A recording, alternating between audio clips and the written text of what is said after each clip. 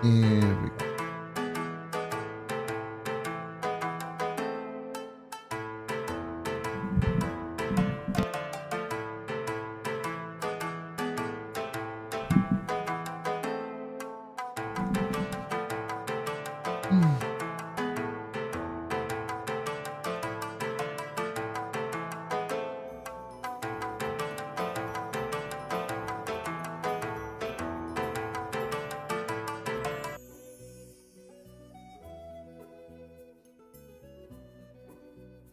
Now all we gotta do is wait for the ads to be over and we can start.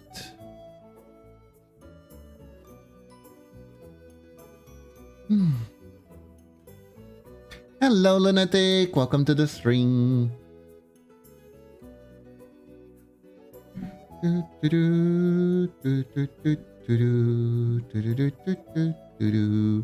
Man, I can't believe I cut the wrong hand.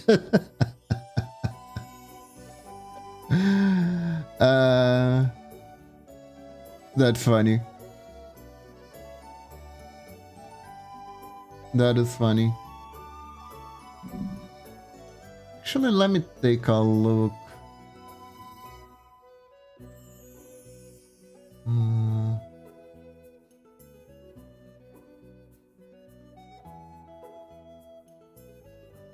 Let me take a look at that file again. It never ends. It never ends.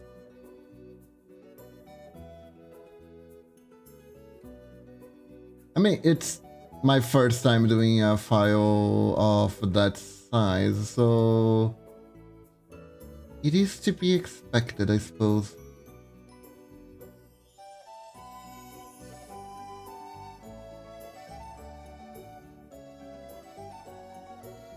But still, like them.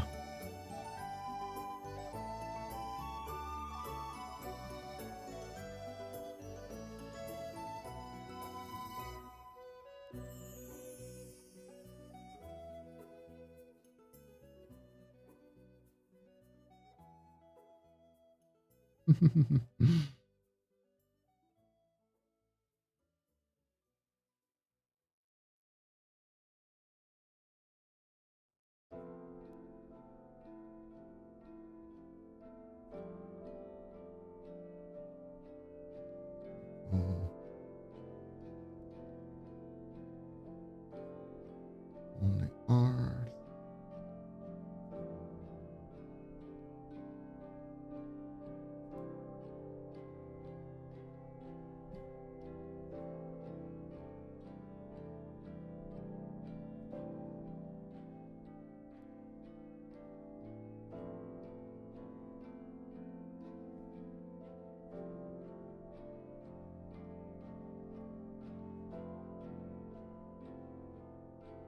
Ah, I think I see. I think I see.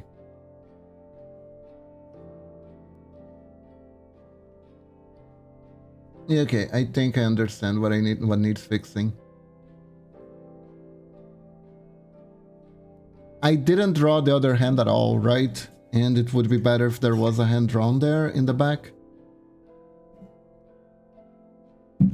Crossed arms are tough. Anyways, it's time for us to get started. Just 1 second. Hello everyone, how is everyone doing today? Wow. Hi Norex, welcome to the stream. How are you doing today? Welcome, welcome. Hope you're doing good. Yes.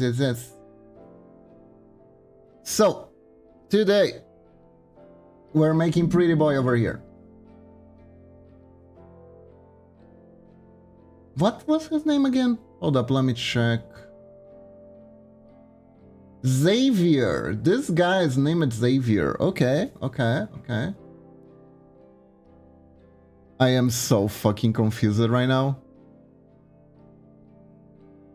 Why? Because of that server thing you were talking about on the channel? Let's see. Well, this is gray, but this is grayish, but it's pretty much blue. Right. There we go. I downloaded 200 gigabytes of mods required to join what server. I join. I read the rules. I am vote kicked. Did you join a Yu-Gi-Oh server? You're not supposed to actually read the cards if you're a Yu-Gi-Oh player, you know.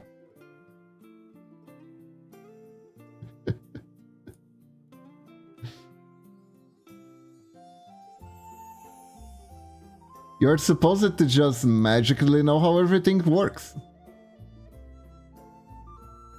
But goddamn, Norex. Goddamn. That is too bad. That is too bad. Did you even, like, get a reason why you got kicked out? I almost wish the chat had a voice just so I could get really confused. I mean, there's the TDS, but you're gonna sound like a Korean lady. Like a concerned mother at a parent teaching meeting.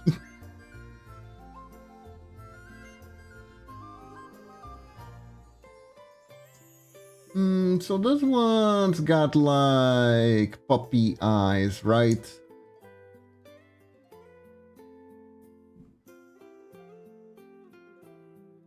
I say we give him puppy eyes. There we go. There we go.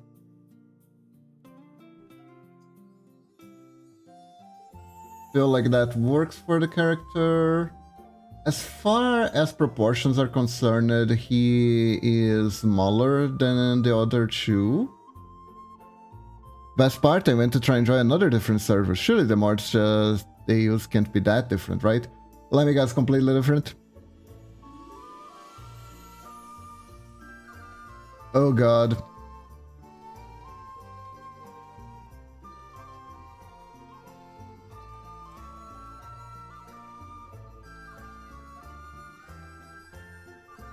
Oh god, Narex. Oh god.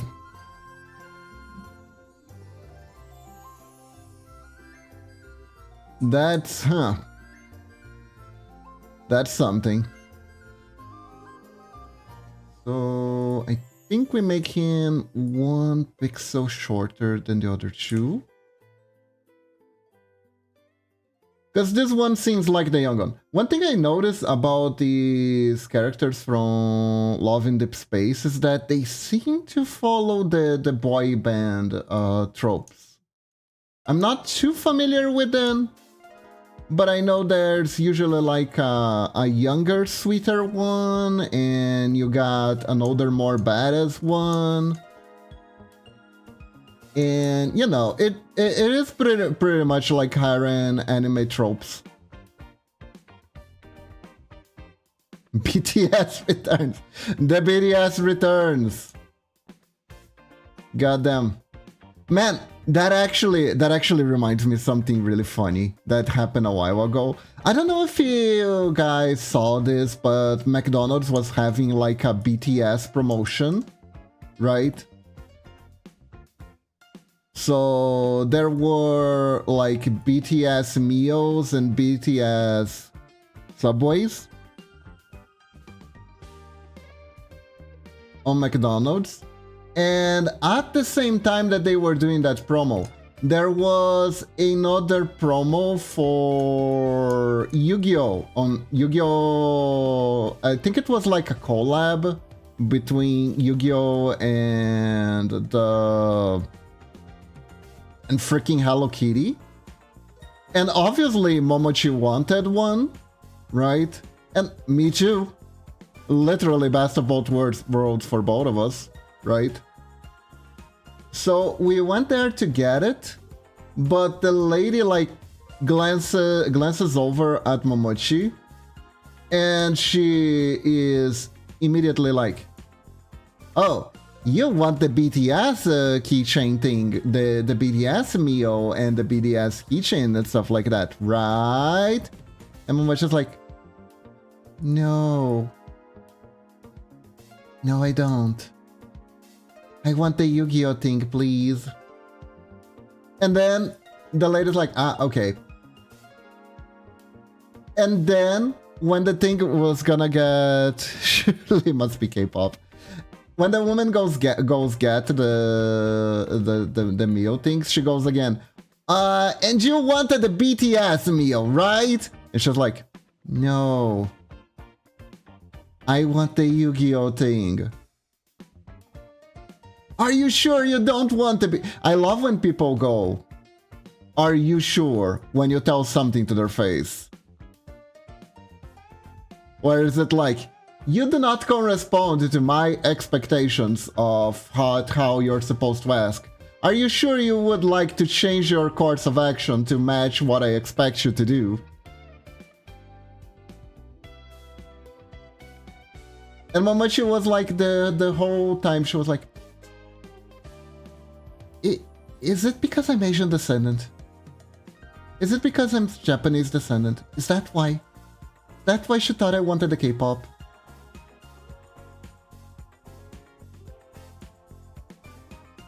She was ringing so hard. And honestly,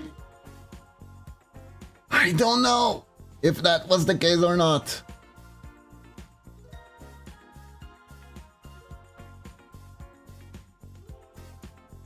I really don't. It might have just been that every girl wants this BTS thing because BTS is very popular with the girls. But it could have like been a little bit more of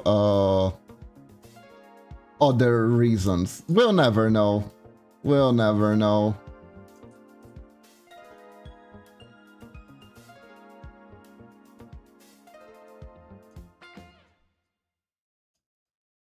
Poor girl. Poor girl. Surely it must be the K-pops. The funny part is Momochi doesn't even like K-pop.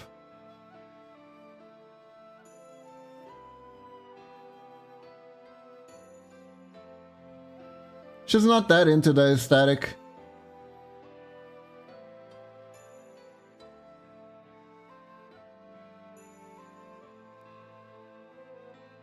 I don't personally know anyone who is like K-pop obsessed. I know a few streamers who are,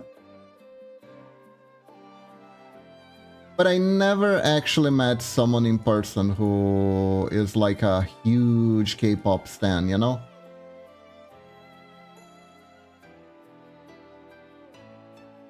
I am trying to preserve the ear formations here. There we go.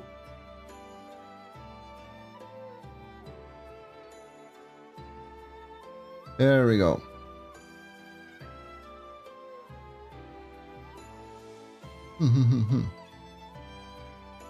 Yeah, I think these proportions are good. I wonder if I can actually make the piercing work. There we go. There we go. But yeah, poor Momochi. And goddamn, for something called a no break, we only gotten broken ones.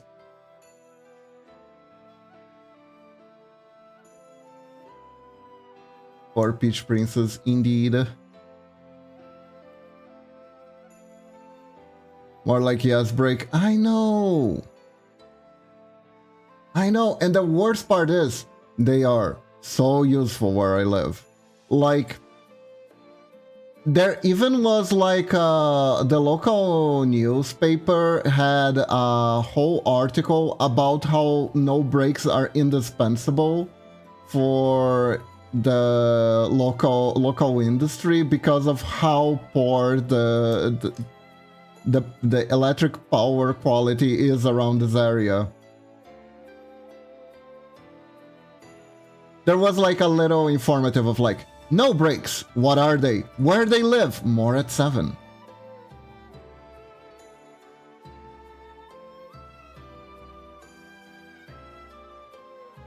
That joke, by the way, Momochi might have used it as well.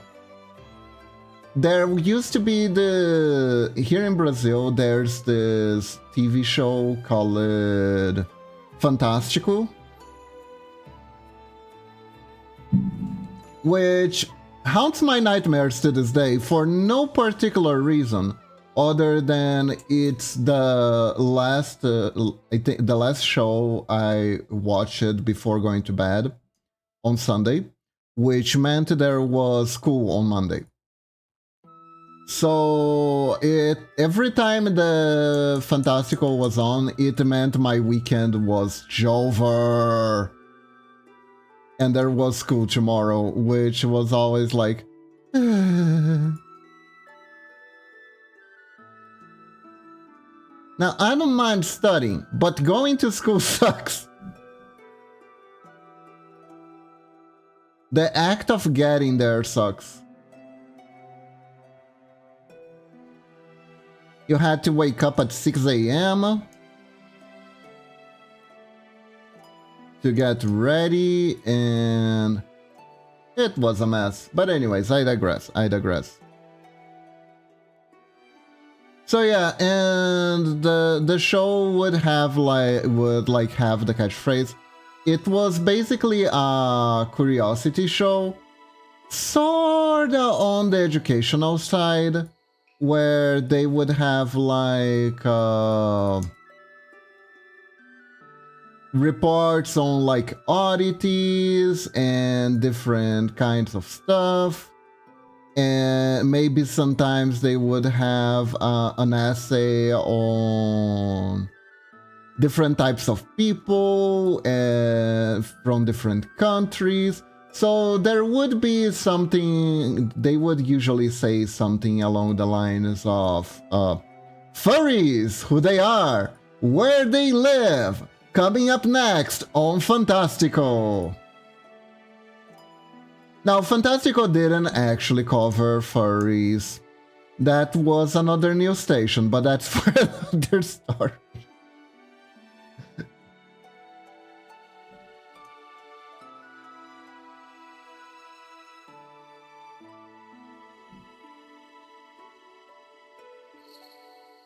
And surprisingly, no, it wasn't covered in a negative light. It was just like, oh, you're these people who like to dress up as mascots. They really like to dress up as mascots. We at the station don't quite understand why, but they're really into it, and we think it's kind of fun. So here we go.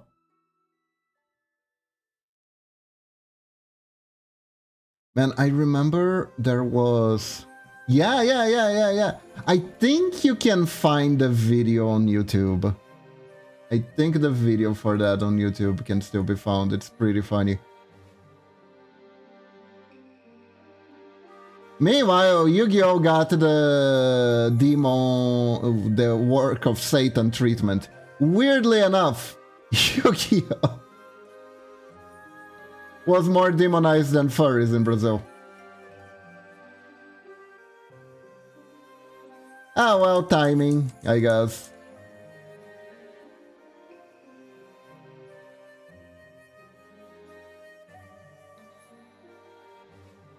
Timing!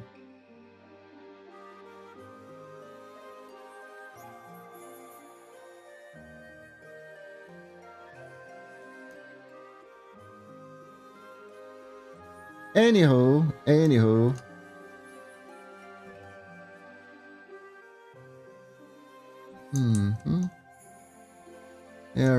There we go. Meanwhile, our local homegrown German Christian was on the news a few times in 2022. Oh no. Oh no.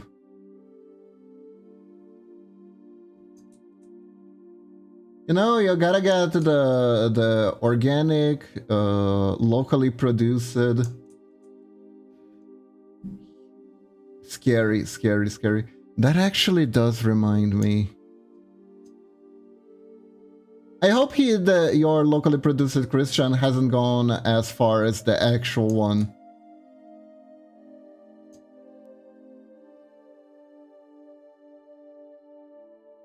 Cause I hear they that was heard, they actually went to jail. Oh. Well, never mind then. Never mind then.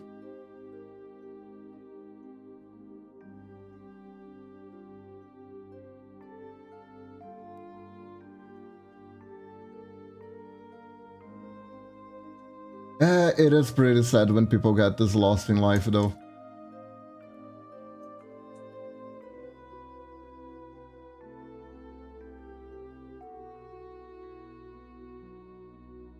It is pretty sad.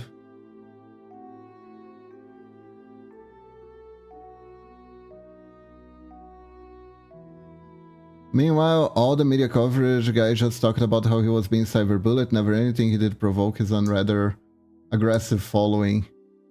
I am afraid. I am afraid to ask.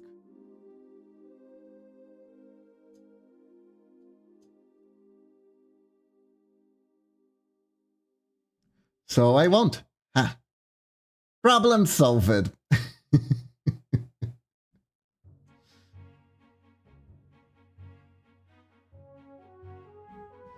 Jesus Christ. I don't think...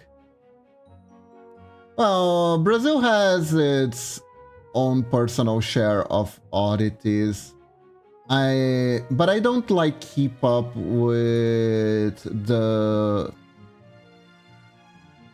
who's on that caliber around here.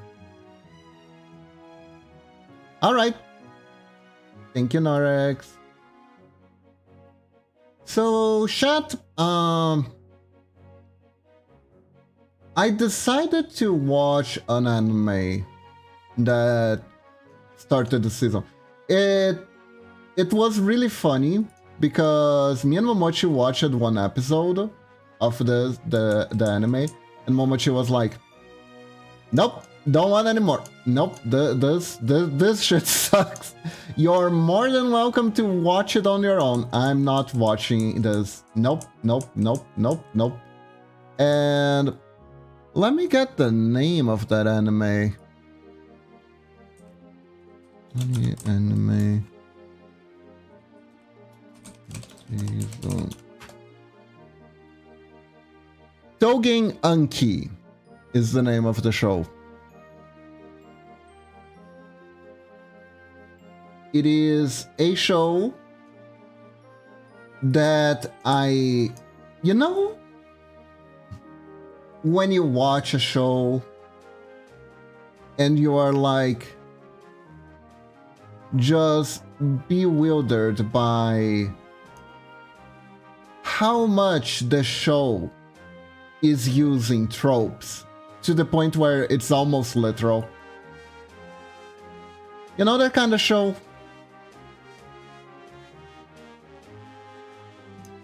The kind of show where you can practically tell what the protagonist is going to say next, based almost entirely on what his archetype is. You know that show? The show where everything that happens feels like something that was copy-pasted from another place.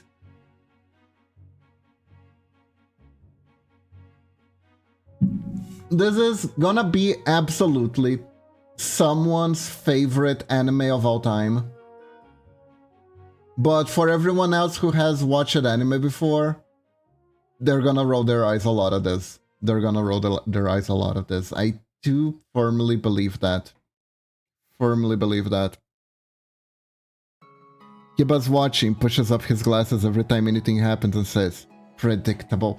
But look, look, look, look, look, look, look. I'm gonna give you a quick rundown of the plot, and you tell me if this feels like a totally fresh and original idea, okay? So let's get started. Our story starts with our protagonist, who is kind of a delinquent character, right?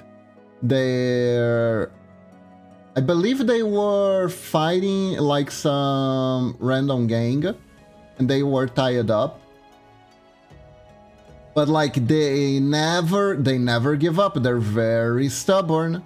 And then they manage to be a badass and beat everyone while their hands are tied.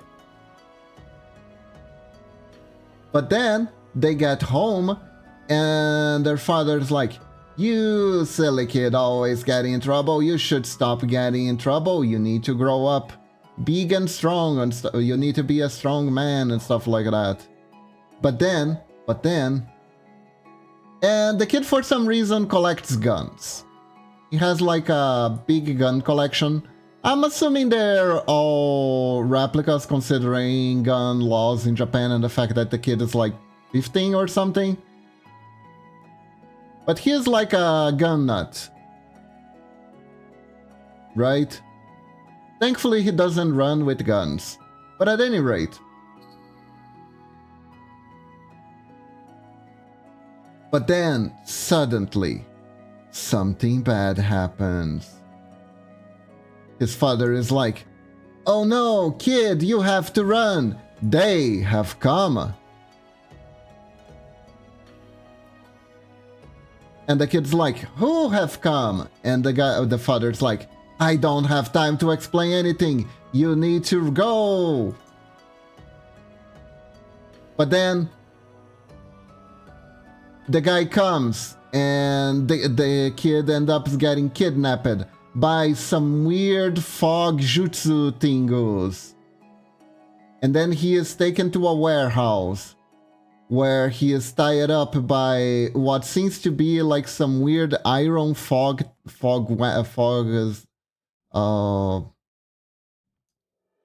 spider web thing. And the guy who appeared, who seemed to know his father, has kidnapped him. And he is talking about how it's unfortunate that he is so young, but he was born with cursed blood and must be eradicated from this world for the sake of humans. But then his father shows up and tries to save him because he is just a child and he doesn't deserve this sort of treatment just because of the way he was born. The bots name that get banned sometimes are wild. Anyways.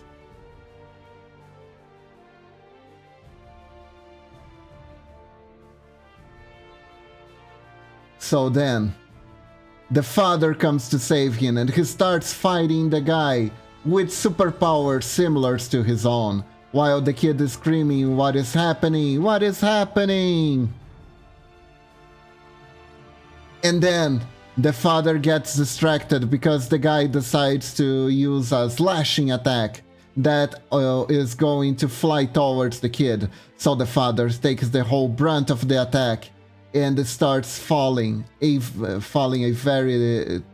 very dramatic death. So the kid is like, "Old man, no! I acted wild and rebellious, but I really, really loved you." And then the father is like, "You need to run away, you need to live."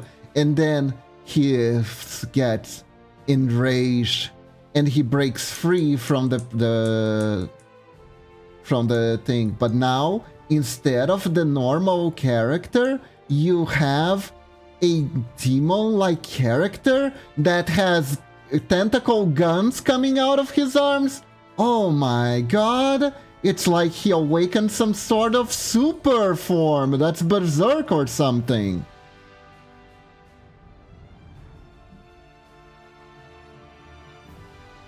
And then he starts fighting, and he is pretty strong, but not strong enough, because the guy is like pretty tough. But then some other third party interferes and saves him at the last second.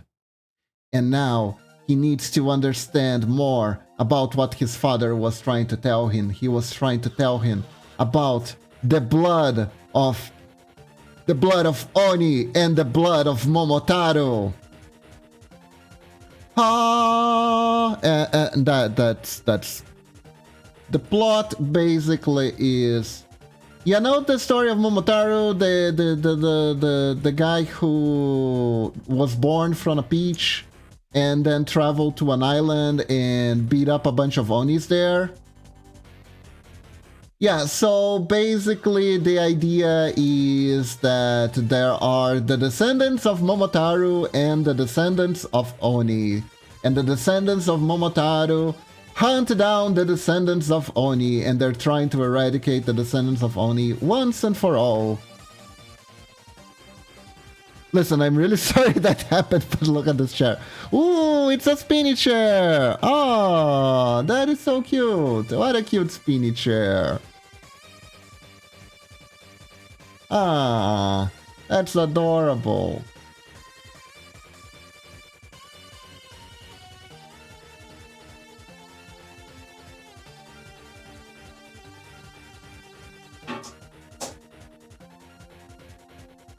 But yeah, so basically... Now, class, I mean chat, guess where the character gets taken after having his life saved. That's right. He goes to Oni school to learn how to use his Oni powers. Because there is an organization that hunts the Oni, there's also an organization that tries to preserve the Oni.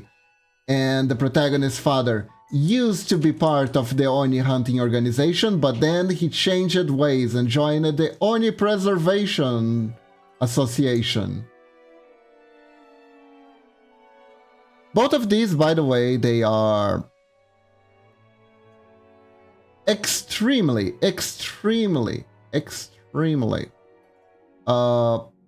creatively named. You see, the association with the Momotaro guys, it's called the Momotaro Association, and the association that tries to help, that is trying to help the Onis, is called the Oni Association. I shit you not. They didn't even try. They didn't really try very hard with us.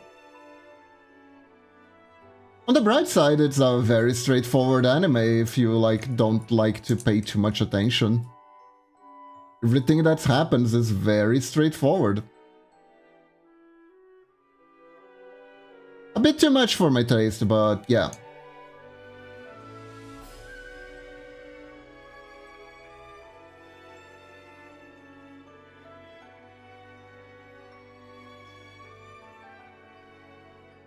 So that's the anime that I watched. That's the anime that I watched yesterday. It has 4 episodes so far. And it's like a very by the books type of anime. It is very by the books. They are not really shy at all to use anything that seems a little bit cliche. It's also kind of edgy, because the literally only blood fuels the powers of the main characters. So literally blood powered. So they blood bend, and the blood turns into like different weapons or different objects.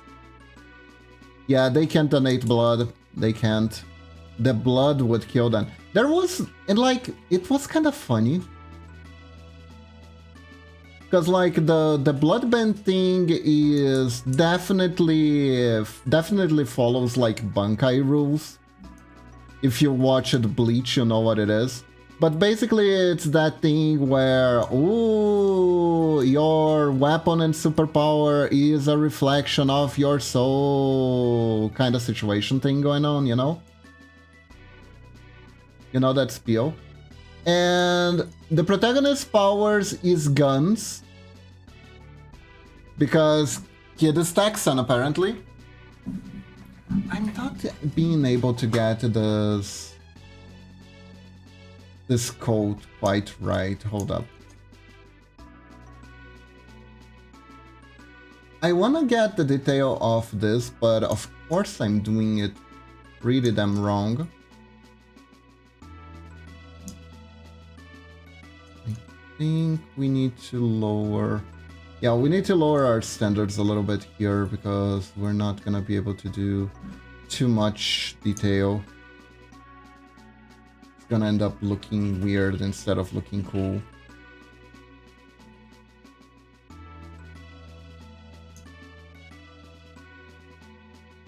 But yeah, so basically...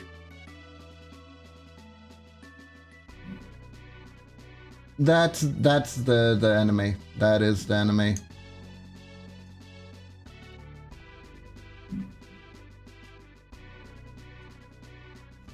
It's extremely by the books. It's extremely by the books. The guy gets kidnapped by the Oni Association and immediately has to go through a test to see if he's worthy of joining the super school.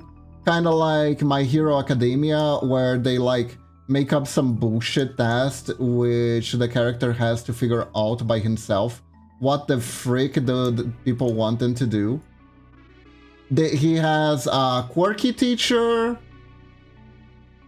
who is extremely powerful, but he is quirky. He wears rollerblades and rolls everywhere because he believes in being time efficient. And it's faster to use rollerblades than it is to walk normally. You know that kind of stuff? You know that kind of stuff? It's like, oh, okay. This is what we're doing? Alright. Guess we're doing this then. I guess we're doing this.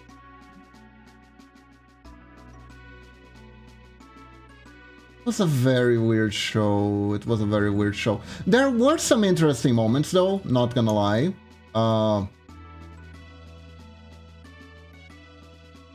The protagonist met his assigned rival. And his assigned rival basically had Chainsaw Man powers. He could make chainsaw blades out of his blood.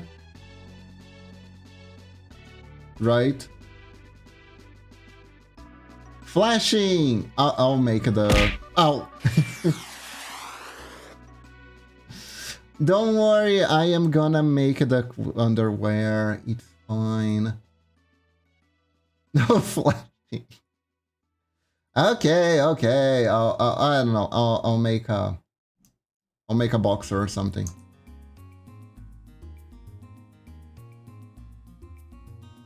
There you go, he's wearing a Speedo now. Are you happy? Are you happy he's wearing a Speedo now?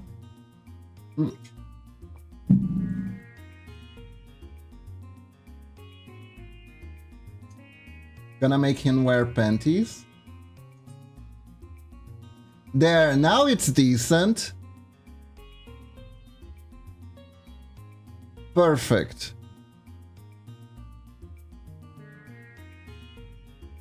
Imagine at this exact moment Skyheart appears to check how the commission is going.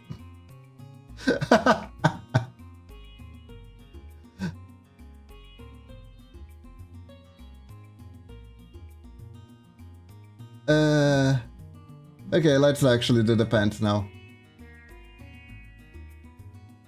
Wait. Ah, crap. Wrong layer. I don't even know how the layer gets wrong sometimes. Oh well. They're gonna fuse them together anyway, so it doesn't really matter that much. It's more for my own convenience. Wow, you can barely see the boots fusing with the pants. And apparently, and the guy was like hyper scarred because in order to use their blood powers, they need to make the blood come out of them, which means there's a lot of self-harm in this anime. It's a very by the books shonen anime that would probably get a lot of bad rap because it has a lot of self-harm in it.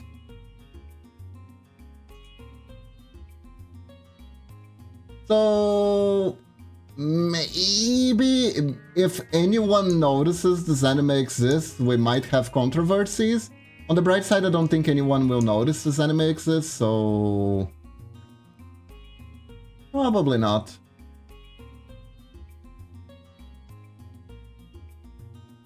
That is the key. You can do whatever you want as long as you don't call attention to yourself.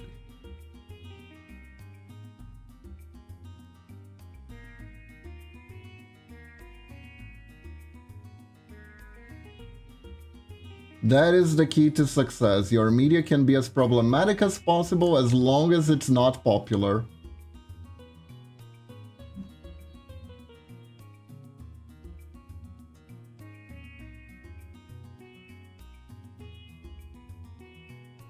I...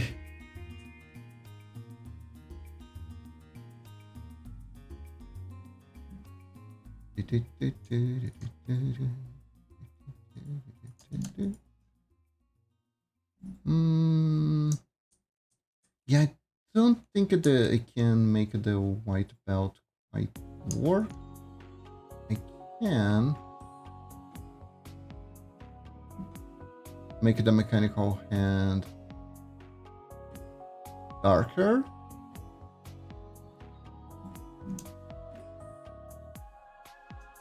Do I want to? No, don't want to.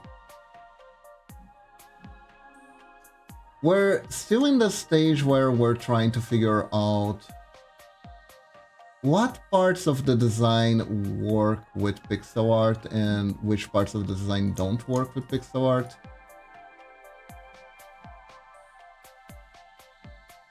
It's a very intricate design.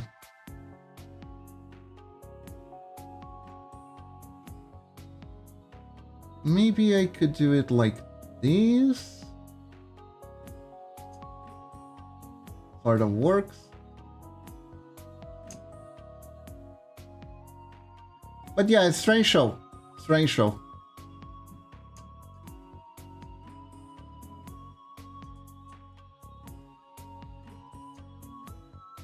Oh yeah, and there was one character that called a lot of attention to me that I was like, oh, I kinda wanna know what the deal with her is. Basically, they assign a group that is to the protagonist that is very reminiscent of Naruto, where you got the edgy, you got your edgy rival, you got the girl with pink hair, and you have the protagonist all in the same place, right? The girl with pink hair has like extremely poor extreme self-confidence issues, and she starts to run out of control because the protagonist got hurt trying to help her. Her emotions go berserk and she starts bleeding out. She starts crying blood, which is very, very My Chemical Romance. But then the blood forms into a giant, blood woman. And she's starting yelling out, it's her sister. And she says that everyone should leave because it's gonna kill her. And at that moment, the anime just commits a very contradicts itself, because on the last episode, the protagonist, the teacher, was like, I'm not gonna let you join my school and my organization. You don't know how to control yourself, your powers, you're still going berserk. We don't need people who can't control their powers and are a danger to others and go berserk. And the lady's power literally makes her go berserk. But she was accepted on the school. Like, no prob.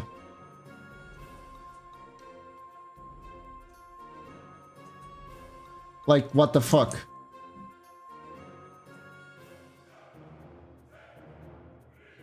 The anime, it's one of those animes that establishes something and then immediately goes back on it.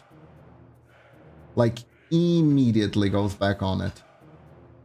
But it was a cool scene. It was very interesting. It did make me go like, I wonder what her DOE is exactly. Is the blood like a manifestation of her memory of her sister? Did her sister die? Is the blood her sister? Did her sister's blood somehow fuse into her? And that's the result?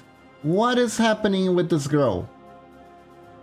Well, it's not out yet, everything, so I'm not gonna know yet, or if I ever actually want to continue watching the series.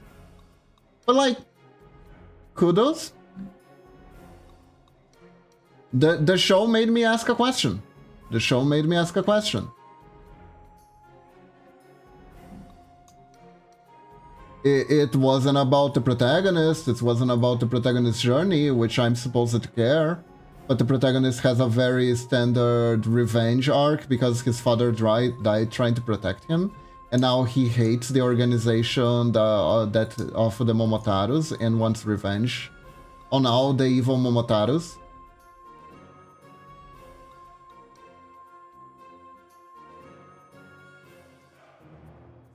Because all the Momotaros are jerks, apparently.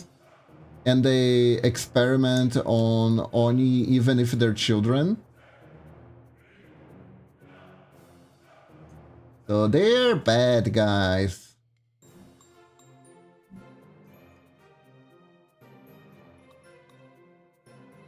And somehow, somewhere, I can almost hear someone going, maybe the author, maybe the editor, oh my god, this is mind-blowing.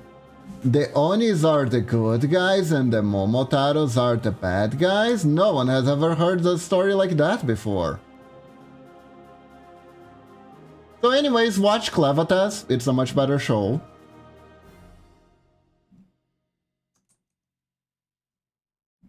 It's about a shadow wolf, so I am completely unbiased when I say it's the best show ever.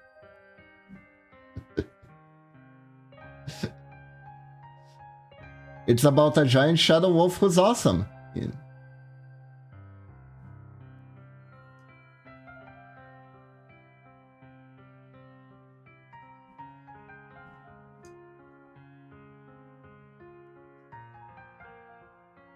And I am very unbiased when I say it's great.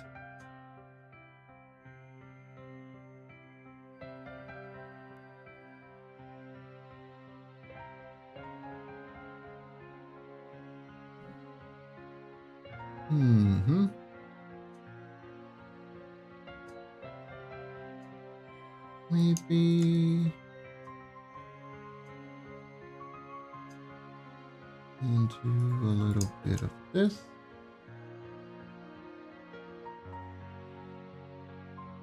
Which reminds me, I haven't watched this week's episode yet.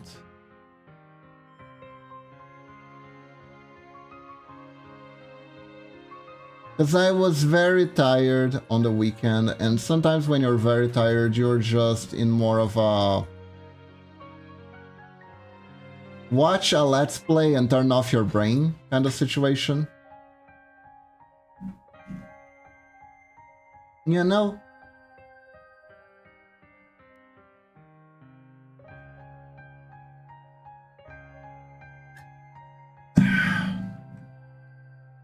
I'm usually quite alright with watching stuff without like being too tired or anything like that, but sometimes I do need to cool off a little bit on anime and stuff like that.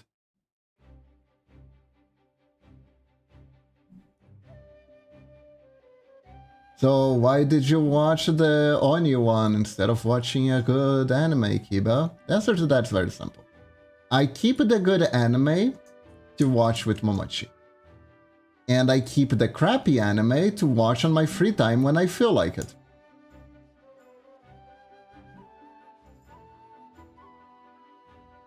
That is why I watch some aggressively made anime, by the way.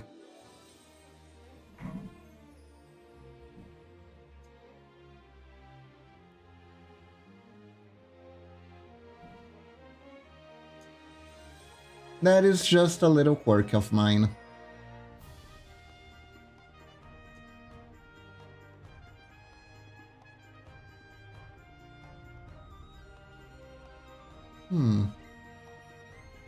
I don't know if there's any... I kind of want to add some extra details here, but I'm not entirely sure what kind of detail do I want to add.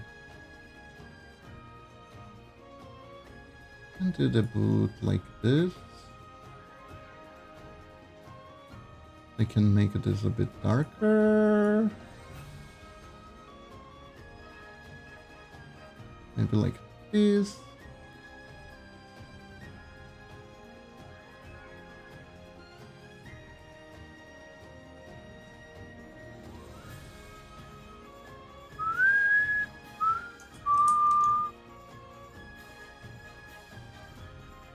Let's see, maybe I can do... Oh, I could do like a ladder reflection thing.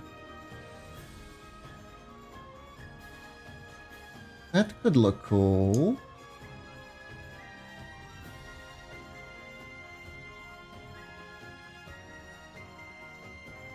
Or not.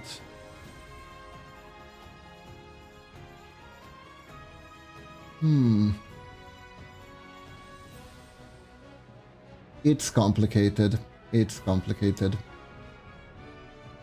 I think it's too small to work.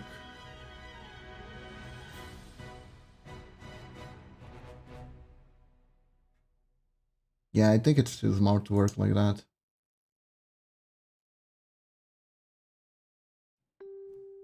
Na, na, na, na, na, na, na, na, na. Na, na, na, na. Na, na, na, na, na, na. Na, na, na, na, na, na, na. Na, na, na, na, na, na, na. Na, na, na. Na, na, na, na. Na, na, na, na.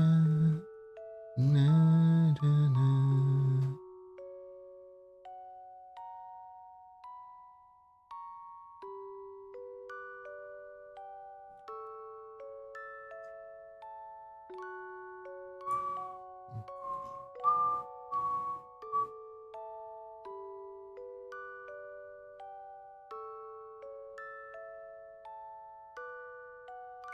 Mm-hmm.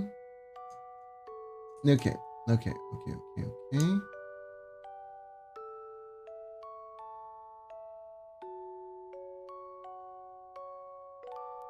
there we go.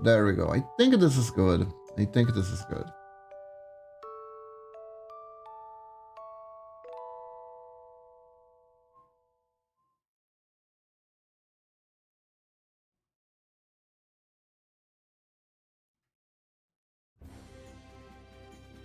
There we are.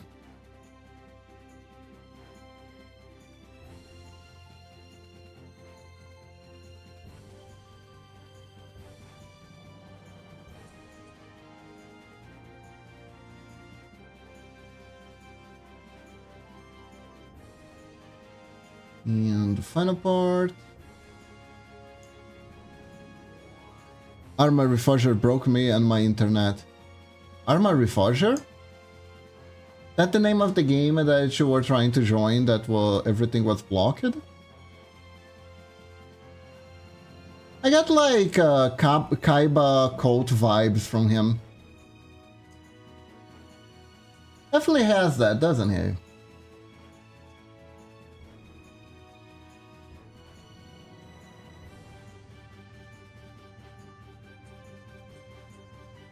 Okay. There we go.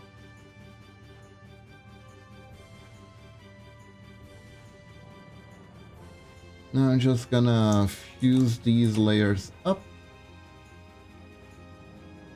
There we go! We got our base sprite.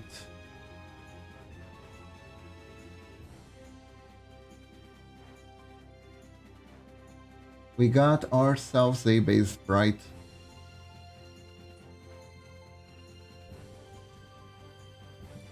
Well, let's go ahead and start doing the idle thing.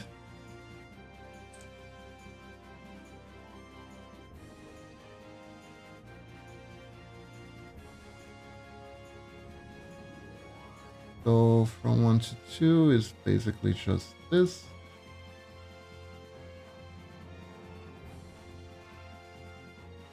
What's Arma Reforge?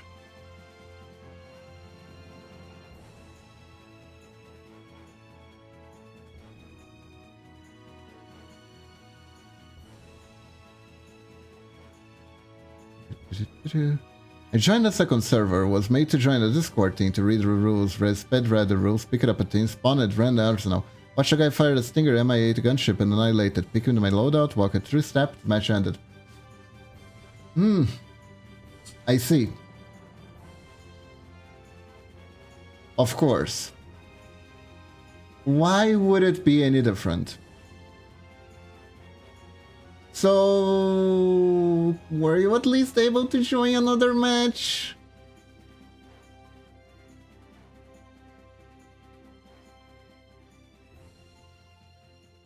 If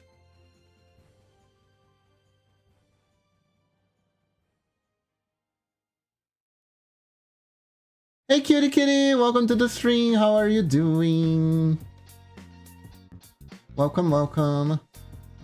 Wait, there is one thing I don't quite like here. Gave up for today, not least as I still waiting another match to start. My internet shooting itself and died. I see. I'm alive. That is good. That is good. Being alive is good. It means you get a chance at another day. Hope you're doing good. How do I do the see-through thing? This one? This one I just did with a layer. See? Right here, opacity.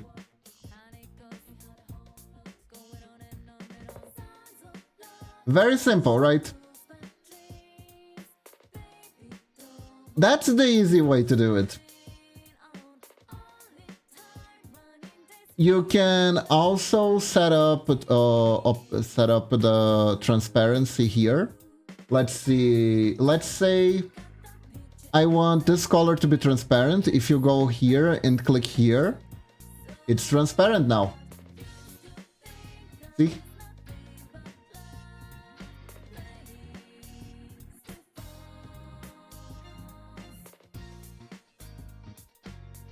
Isn't there also a way to do like the previous frame?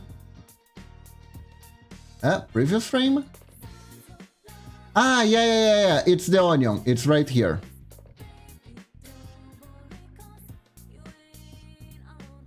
The onion lets you see the previous frame and the frame ahead.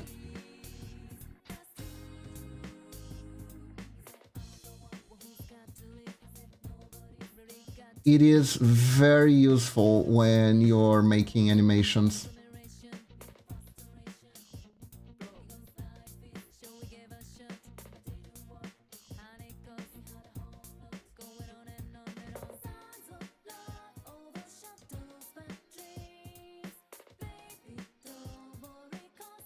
And this was Aseprite 101.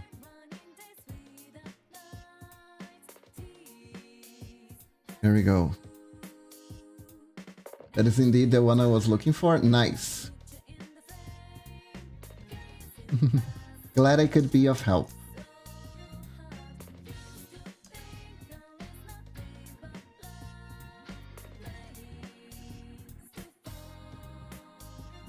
So yeah, so Anu Togeki, very, very basic anime.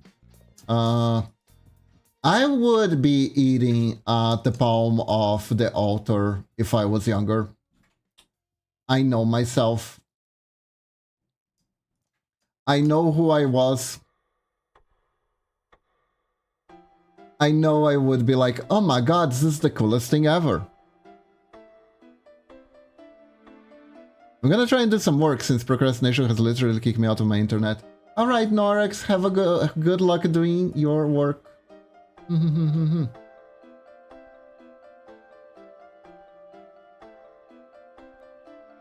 Hope you have fun with it.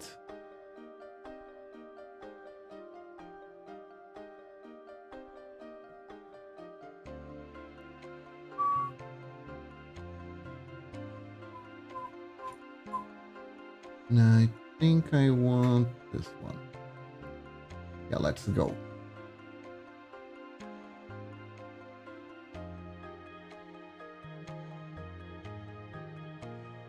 Okay, so this one has a bit of a bang, so it's gonna be easier to make the hair move as it goes down.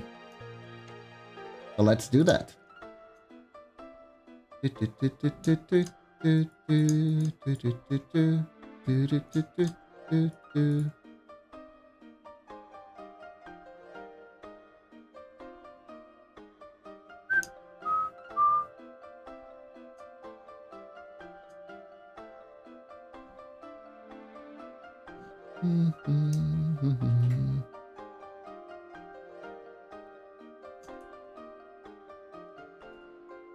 Go.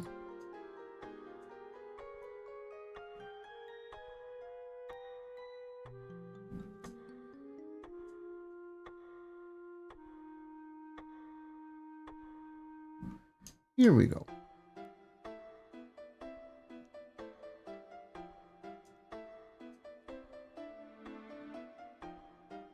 Like, it's so funny. It's so funny how predictable it can be. And guess what, guys? And guess what? They had a first class that was doubling as a tournament arc. But get this, they don't get to complete their training, their training session, because the enemy has shown up. And oh my god, there was so much at stake. The person who didn't pass that first training session was gonna get expelled from Demon School. Good thing the bad guys showed up just in time to stop our protagonist from being kicked out of Demon School. Yeah.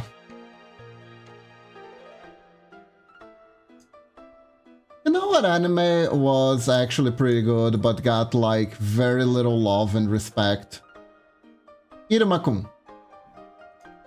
I think the full name was something like Iruma-kun Goes to Demon School. It's the story of a kid who is kind of a bullyable pushover and has abusive parents who force him to work in order to pay the debts that their like fancy lifestyle does to them. They like, and then they literally sold his soul to the devil so they could buy more stuff. And Iruma-kun is sent to hell because of this. However, the demon that bought him was a nice grandpa who just wants to have children again.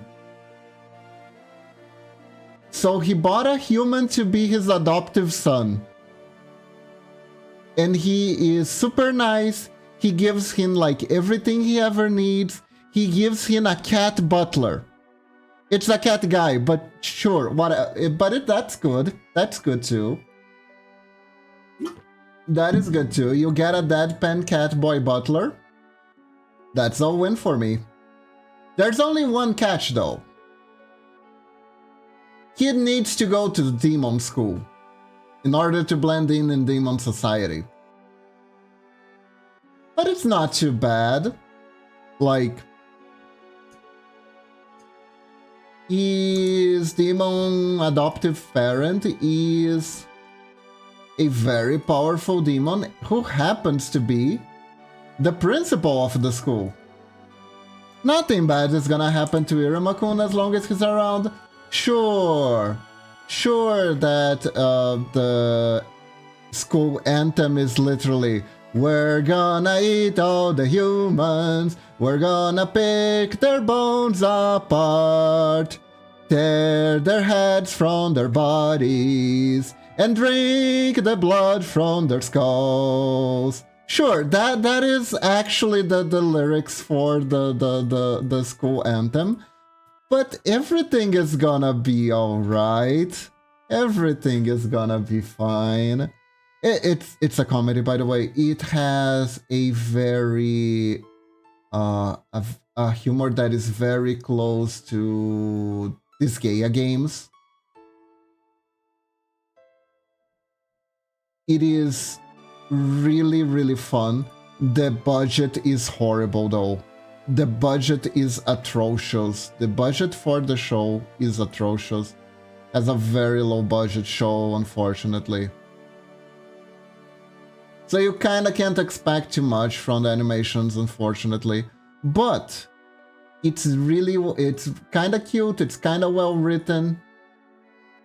There is a very thick demon lady who falls in love with Iruma-kun. They don't realize that he's a human because he has like a ring that masks his smell. And he ends up making friends with the demons. It's all it's kind of wholesome, really. For a show that starts with a protagonist getting his soul literally sold to the devil, it is very wholesome. It is very wholesome.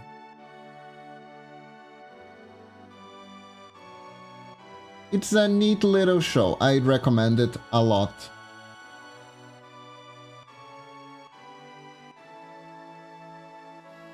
I haven't watched everything fully. There's a new... because the seasons were so far apart that I kind of forgot. But I still recommend.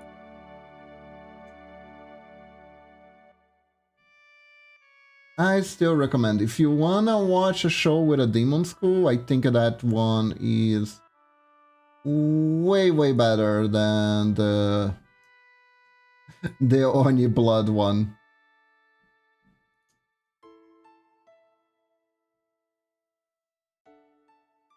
There was also a show with... that was like a yokai school. That seemed interesting. Like, it didn't seem good, but it seemed interesting. Because it's one of those shows that just has a lot of, like, curiosities about yokai and stuff like that. And I like that a lot. Still haven't gotten the time to watch that one. Maybe I should.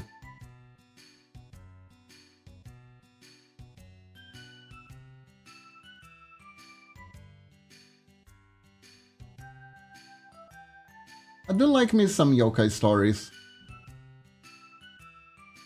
Ironically, what got me interested in the subject was Inuyasha, out of all things. Which makes sense, really, because it was very yokai-focused. When the show actually started, it was almost a horror manga.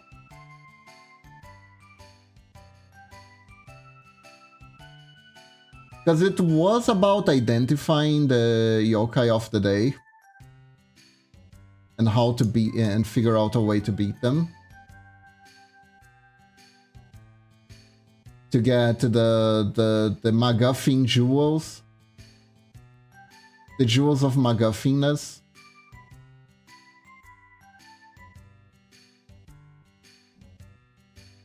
You know the ones.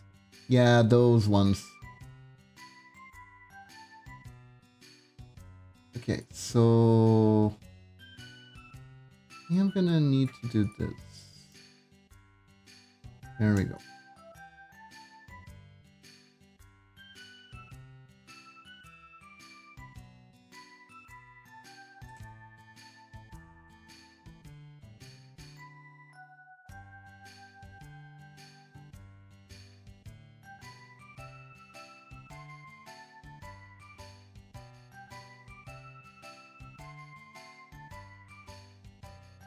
But yeah, I like that show. I like Inuyasha a lot, but oh boy. Oh boy, did Narek made the show extremely hard to watch at one point. That main villain, and that stretched out plot was so bad. It was so bad.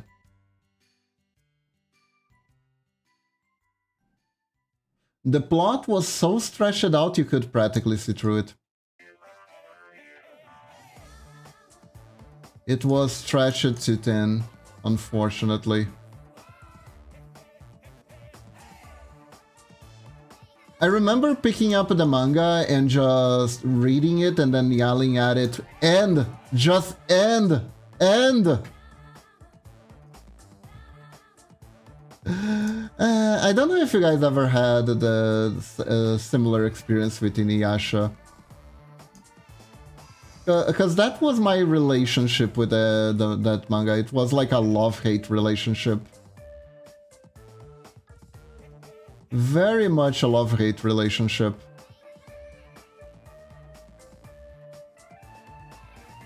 Because I liked it, I like the characters fine.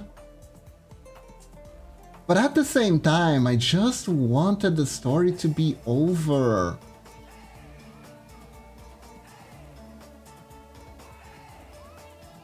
It was so hard to care that Naraki has escaped that for the upton time and now is in another cocoon, getting another form ready, and he's gonna spawn another girl to be like his helper.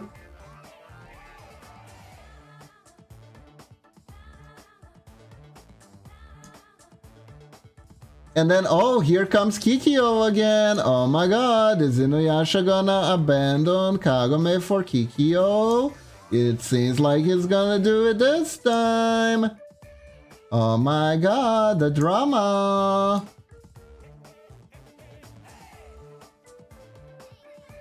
Everyone was pretty sure that last week he actually got over her, but it seems like that might not be the case. And it seemed like she had patched up with the protagonist finally, but it looks like she is angry again. She hit her head and now she forgot everything again. Guess we're gonna redo that whole arc all over again. And oh my god, the new Bone Warriors have just appeared. They're like warriors made of bones. Evil bones. You should defeat them, Inuyasha, but be careful. Your Tenseiga is not strong enough to beat them, even though you have upgraded this fucking thing like 500 times. Guess it's time for upgrade 501. This time you can add a chainsaw and a Swiss Army knife to it, and it can now cut through time and space to rip the existence out of your enemies. But that's still not enough to beat Sesshomaru and every other enemy that's actually worth it. That's just for the enemy of the day. Like, yikes. Inuyasha burnout is a thing.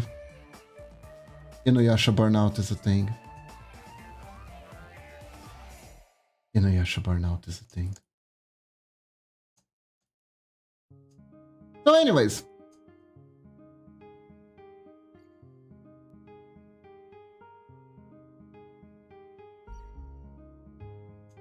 it's a little bit funny that that happened because before Inuyasha was like that author's Dragon Ball Z, as far as I understand. Because most of her work are comedy based, and it didn't really matter how long it took. Because like the plot isn't serious, nothing is really at stake. And stretching out just gives you more Ramanobakas, essentially. So like, who gives a fuck that the plot isn't going anywhere? It's not supposed to, it's supposed to be, haha, funny kung fu movie moves guy.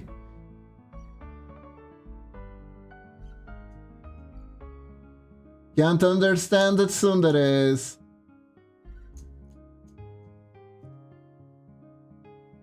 Actually, Rama, I think, was the first anime to do tsundere off. People think it's Kaguya-sama Love is War, but no, it's Inuyasha. It actually is Inuyasha. Inuyasha was the first one. Not Inuyasha, sorry. Although Inuyasha too, come to think of it. Kagome was very tsundere towards Inuyasha, and Inuyasha was very tsundere towards Kagome. So maybe it's every work from that mangaka? It might be every work from that mangaka.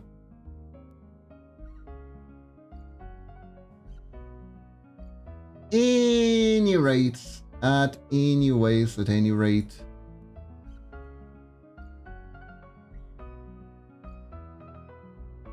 If you never watched Inuyasha or Rama, I probably sound like a raving madman. But isn't that like every anime?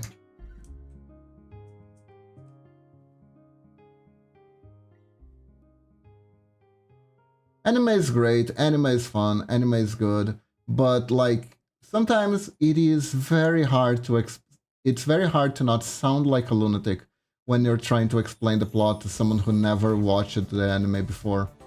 It's very hard.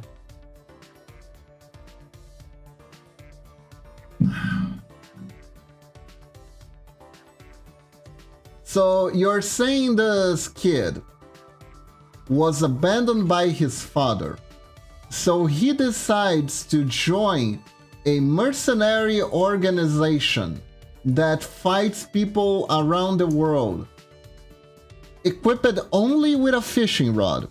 Yes, and it's really awesome because there's this one time where he gets trapped in a video game left by his father, and then after that they fight giant ants that eat people and turn into them.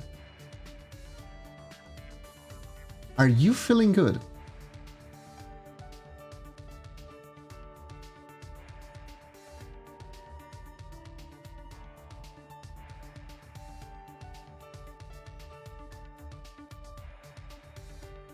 Then again, that is kind of the plot of Angelic Layer in a sense, minus the man-eating... the man-eating ant. I had that manga. I think I ended up giving it away, unfortunately. Would have been fun to read it with you guys. Although it would be in Portuguese. Man, it's so sad. Yesterday I had to watch The House cause my mom had an emergency, so she needed to go out, and I needed to watch The House, so I couldn't work. So I decided to whip out Crunchyroll. There is on the internet. That is true. That is true. And I watched the first episode of Saint Seiya. Saint Seiya is on Crunchyroll here in Brazil. And I think it's only here in Brazil because they only had the Portuguese dub available. They had the original Portuguese dub available. And man, the nostalgia. Oh my gosh. Oh my gosh. You watch the first episode, you think it's gonna be a fast-paced story. Like, a lot of stuff happens during the first episode and you're like, oh my god, this is so fast-paced. And then it's gonna, but I know better. I know it turns into a really, really huge slog. But still, after all this time, it was very interesting to watch. It was very interesting to watch. Because it was, it's a childhood show, essentially. For not only just me, but a lot of Brazilians around my age.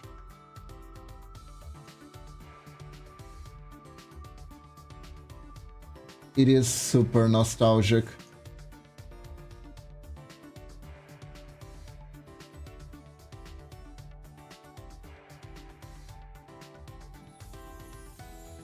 And there is just so many completely random, unexplained shit in that first episode. It's really funny. It's really funny. There's stuff that I only know it's happening there because I have like there's like a glossary and a wiki for it that explains certain things. I think some of that stuff was going to be revealed later, so it was just foreshadowing. But like, that's one hell of a stretch of foreshadowing. Like, for instance, there's a character who fights the main protagonist, and they lose their mask mid-fight. They're wearing a mask. They're a girl who's a fighter and wears a mask, and there's another girl who is also a fighter and also wear a mask. And you're kind of supposed to infer that there is a pattern to it and think about that for a while. And then later on, it is revealed that the main reason they wore those masks was because they are Amazonas, which is a different class of warrior from the Zodiac Knights, which is like the main warrior class. And because there is sexism in the show backdrop, where basically women aren't allowed to fight except if they forego their femininity or womanhood. I'm not entirely sure how to put it, but basically the rules are they have to wear masks, and if their mask ever gets removed and their face is seen by a man, they have two choices. Either they marry them or they kill them. And that's the law because, I don't know. The author thought it was going to be neat. The author thought it would be neat if there was that.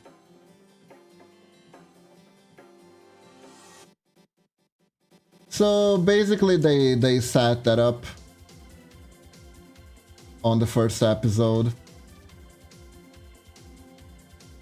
where Protege-kun is gonna get Yandere Amazonas trying to kill him, but at the same time being kinda, maybe he is kind of a cutie, but no, not really. I don't actually remember how that ends very well.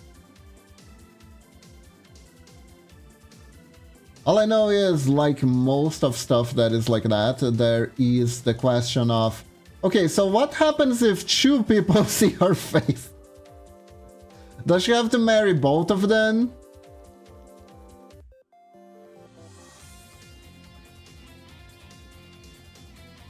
Does it become a polycule?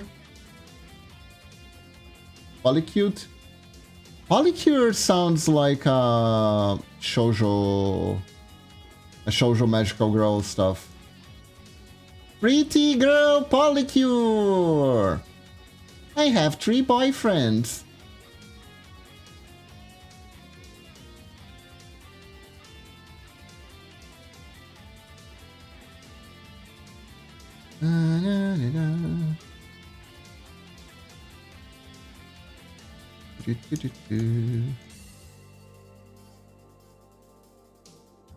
But yeah, it is quite a wild ride. I even thought about maybe watching it with you guys on Scuff Day, but only in Portuguese. I can theoretically translate it, but it does make the watching experience like significantly slower.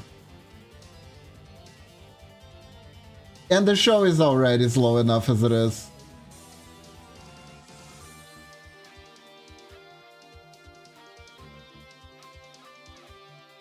Show is already slow enough as it is. It is one.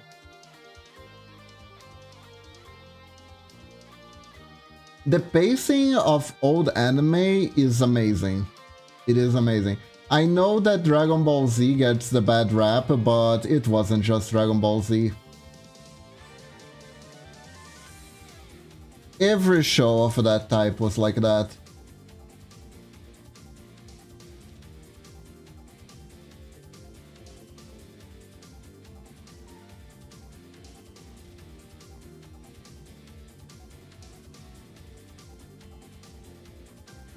Hold up, let me see something.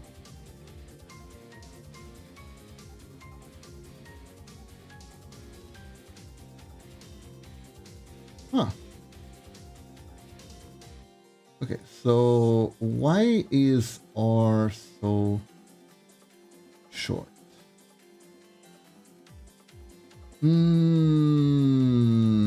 I see. I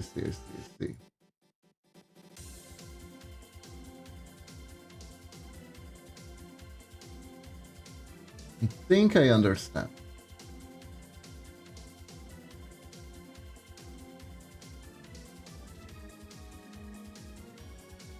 It's because in the end, I didn't see. I have done an oopsie.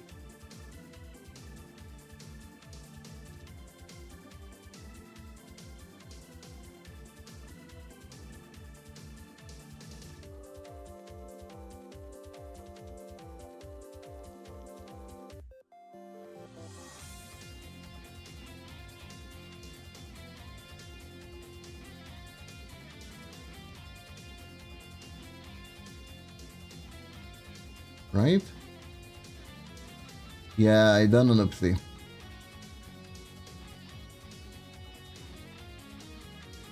Yeah, I shouldn't have lowered the arm so much in this frame.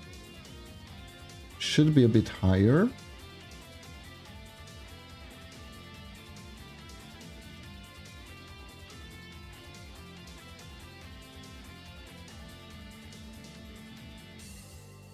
So that caused the oopsie.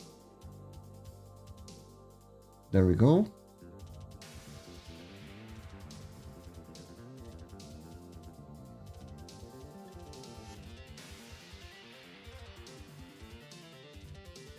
One of those things. Just one of those things. But yeah, chat. This is basically what I've been up to.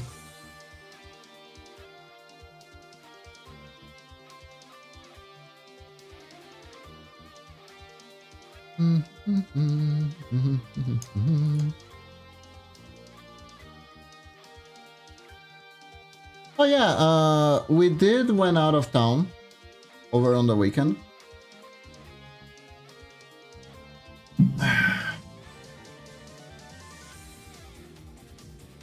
Went by to visit Momochi's family. Wish her father happy Father's Day. That kind of stuff. Delivered some presents. Was nice. It was nice.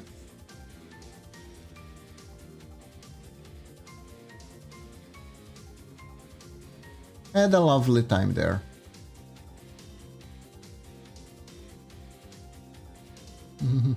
We went by this amazing place that sold delicious cookies, right? It was so good. They had like breakfast baskets.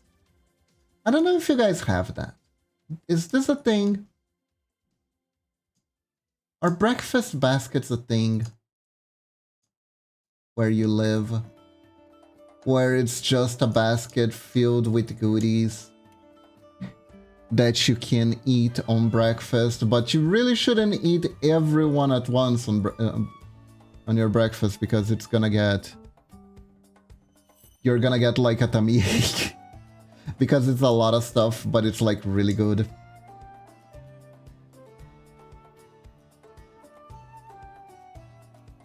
We bought one for Momochi's dad. He kind of wanted one for me, honestly. But I figured it was a little bit too much.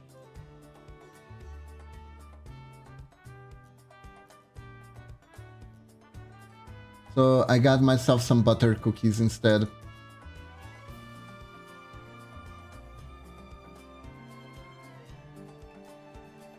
They were pretty good.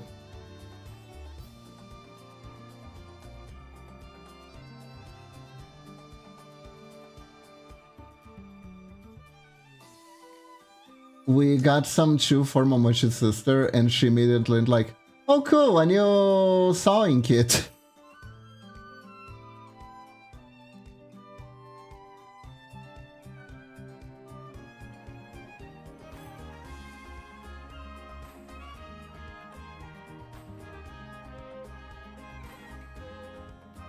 Because you know, whenever you find one of those, there's never cookies inside, it's always a sewing kit instead.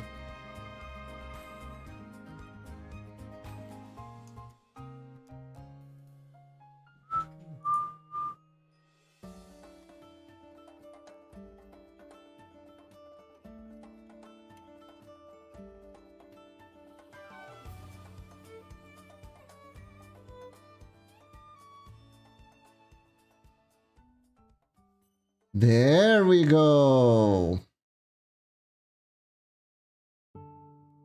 Now that's a nice idle animation.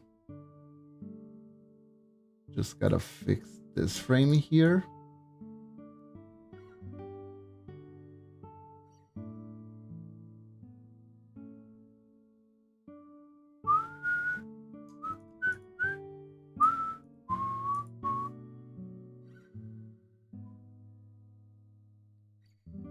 And Sage Seiya was so shooning. It was so shooning.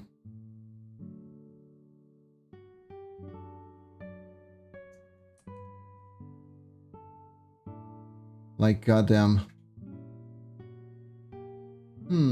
Now how do I make this guy walk?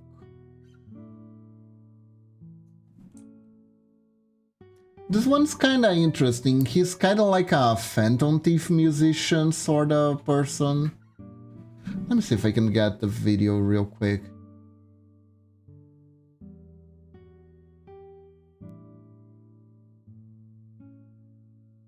Maybe I can get an idea. Oops.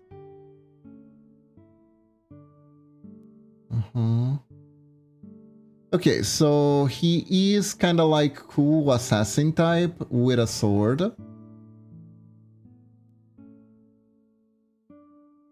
You know, the problem with the videos for these characters is that 90% of them is just you up in their face smelling their hair. And then you get like a little bit of actual fighting and stuff like that. Oh my god, his clothes have battle damage. That is amazing. That is amazing.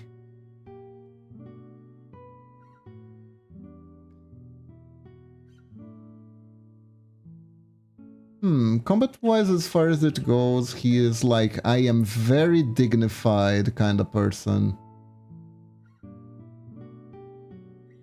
Okay, so... maybe I could do like a strut. You know. But I need to take a quick bathroom break. I'll be right back, chat. I'll be right back. So don't go anywhere. BRB. Oop.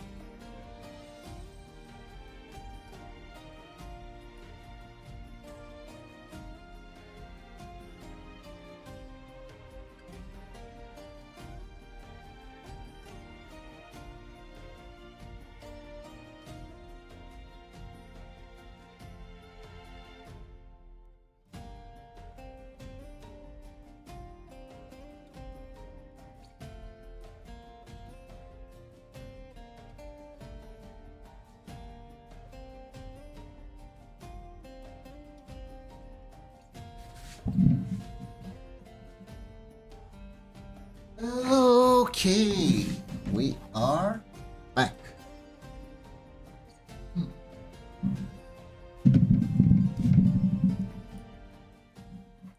You know, but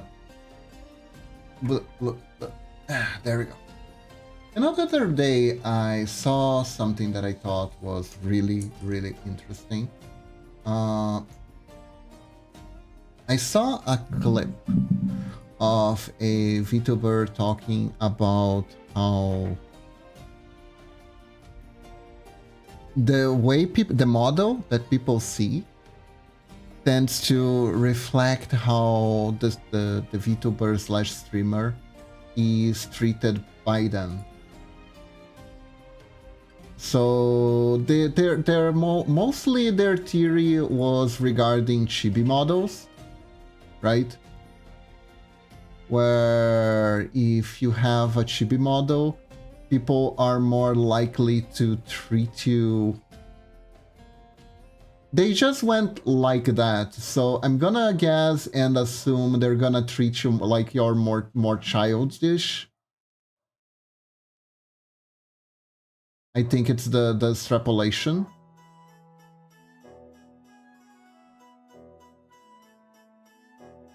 Because people will go off what they have. And in a sense, it makes a lot of sense to do that.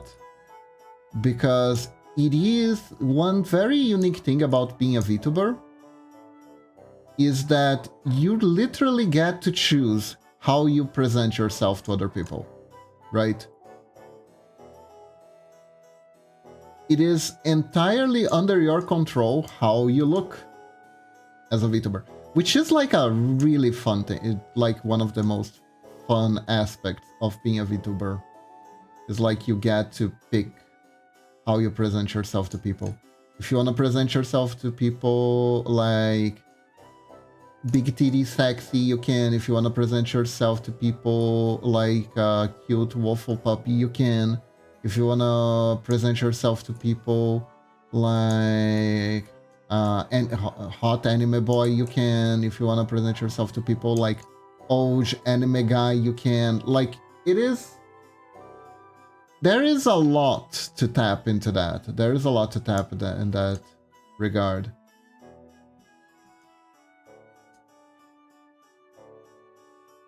So it is interesting. It is interesting. It was an interesting.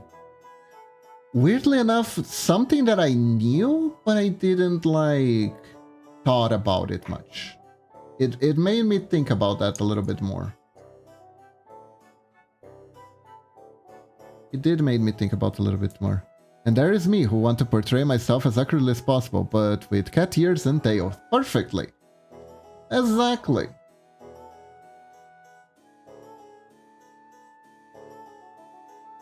I mean, that is completely valid. The person in question was Giga, right? And she was justifying some recent changes to her model. If you compare the model, her current model with her older one, her older model looked a lot like a character who was a lot younger, like a younger girl. And she made herself look more older, look more mature. Because according to her, with what she usually talks about, what she usually discusses, she usually discusses like more mature topics, and she wanted her looks to match her topics of discussion. I thought, that is a good take. I think that's a good take. I found it interesting. Okay, so we got the head tilted to the side. And now we need to make the characters to the side. Let me think for a sec. How do I want to walk? So the first character that I did was like this. So he was a little bit turned.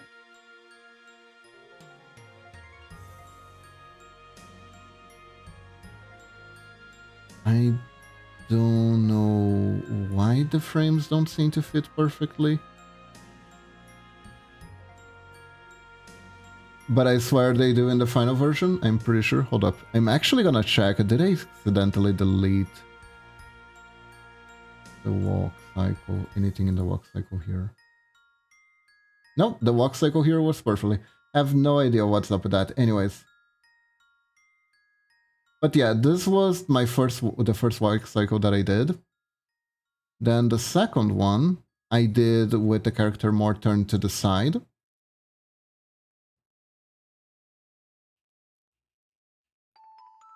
And now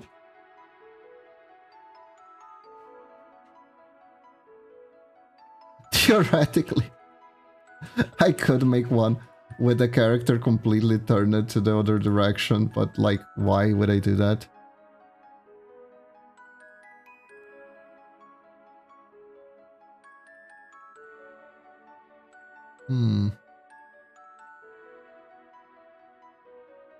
Nah, I think I want full turned to the side too. And this time, like, no hands on pockets. Let's actually move our arms around a bit. I think that's for the best. Yeah, so let's get started here. I am gonna do a thing that should help us quite a bit.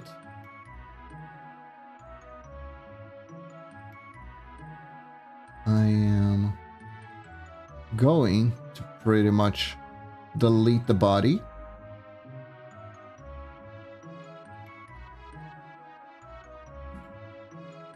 Go. We're gonna take this, make a new file. That's gonna serve as reference for us. And then we straight up delete and redo. Because that way is actually much easier. It is much easier sometimes to restart the base body from scratch to animate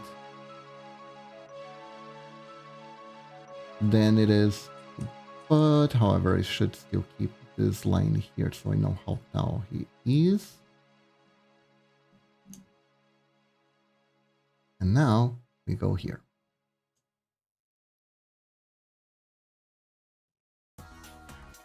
There we go. Now I want to do this.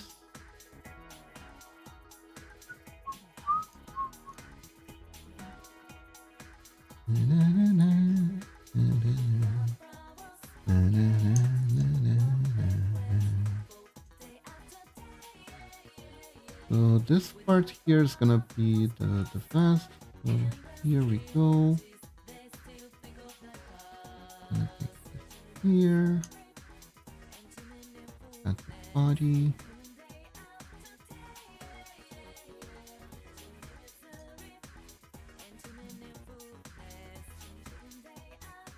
And I like this.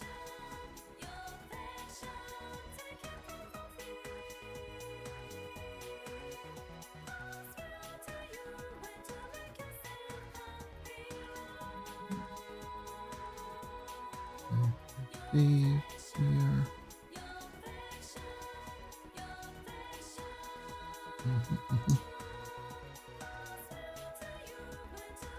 Let me compare this chest. Okay. Body okay. This.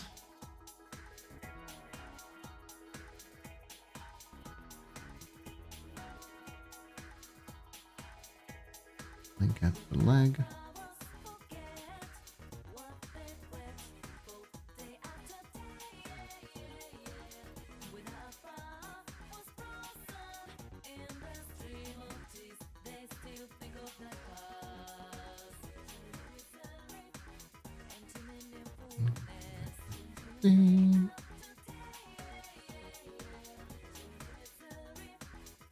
Go.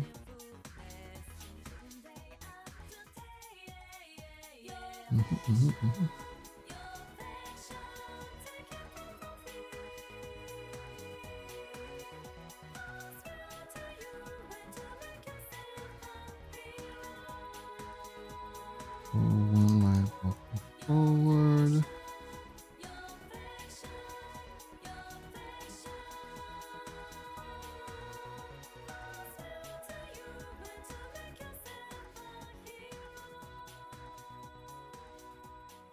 Maybe like this. Yeah.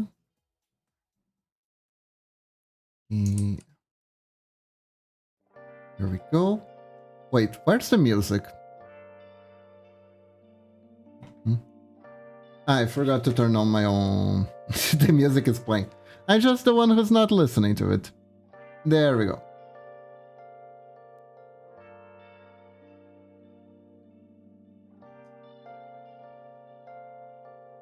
I accidentally turned it off my earpiece. Don't worry about it. Don't worry about it.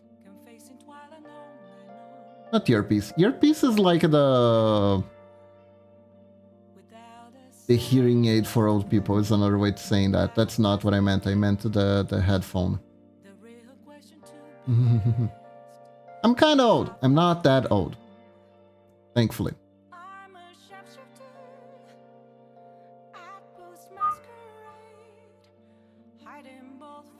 Mind, afraid to show.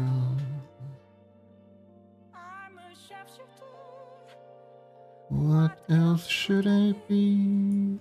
Please don't take off my mask. Revealing dawn.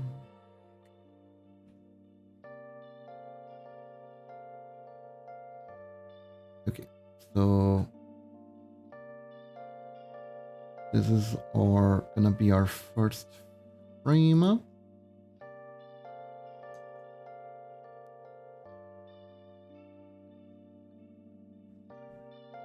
I am gonna start with a very basic walk cycle. And I'll see if I can think about it. What would a gentlemanly walk be? I wonder.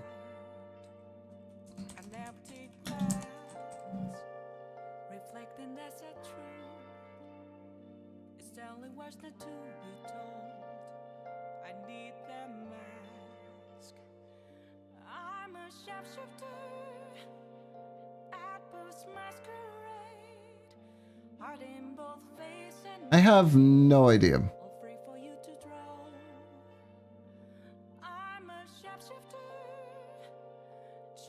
I need to find a gentleman for that.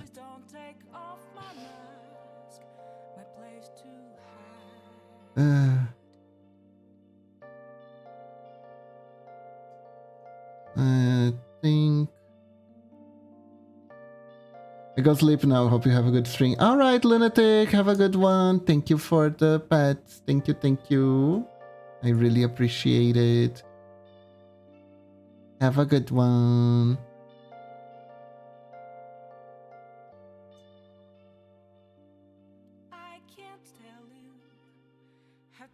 But yeah, he seems like he's kind of like sneaky, you know? Okay, it's been a while. Let me drink some water first.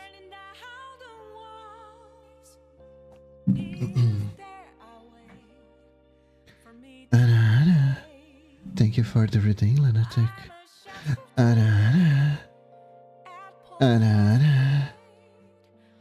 There you go. Was that good? It's been a while. Hope it's been good. Hope it was good. Nice, nice. You're my number one Arara Esker.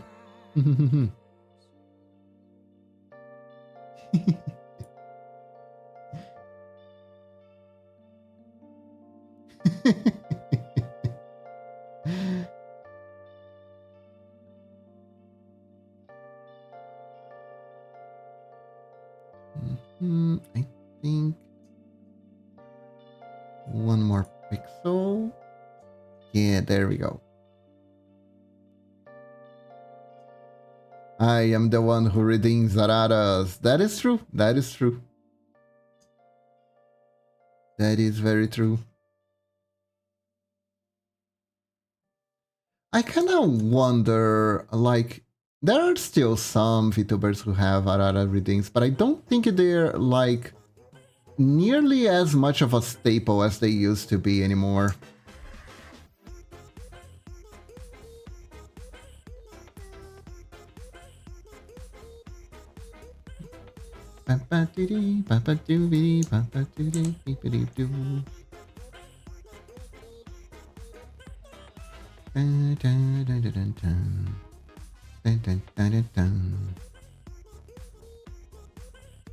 Okay, now we must continue our journey of animating walk cycles. Do you know some people actually charge extra for walk cycles because they're annoying to animate? It's true. It's true. It's also apparently one of the first things that you learn when you go to animation school.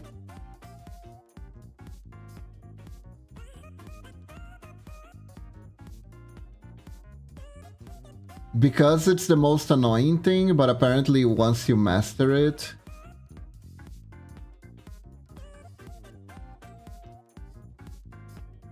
it like unlocks a new skill tree or something like that.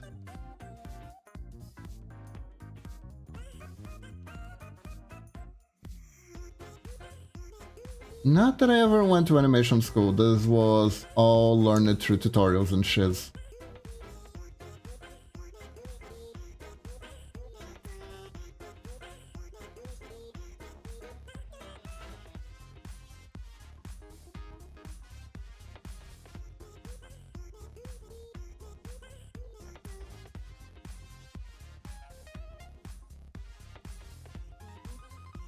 It is an interesting time that we live in, I think.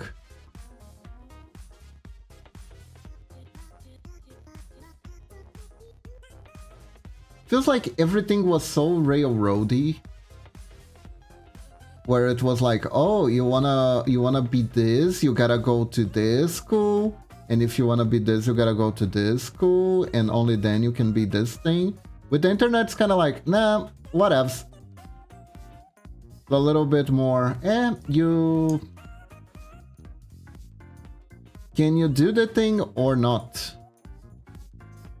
And as long as you can, it's fine.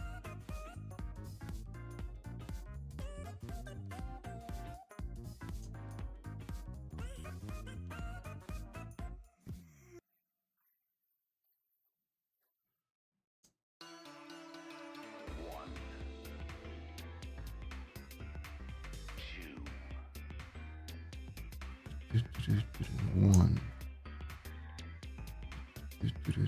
Two. Is all that remains of a once powerful nation. Right now, you're on the threshold of an amazing adventure. Here we go. I kind of remember that there was like a reality show here in Brazil that was like influencers in a house, and I remember the taglines from the show were slightly passive aggressive, because it was like, these influencers will now have to do the TV show live with no edits, no cuts. They'll have to show if they can truly act or not. Which, like, okay, fair, but also you sound like you are slightly disgruntled for some reason. What is up with that?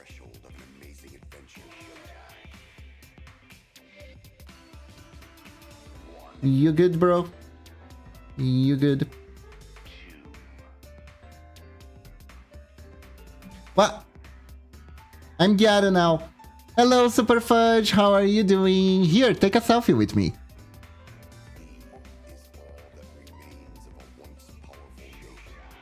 Yo, Big Brother in Brazil is on like their, I think it's like 20th issue. Hold up. Let me actually check that. BBB 2025.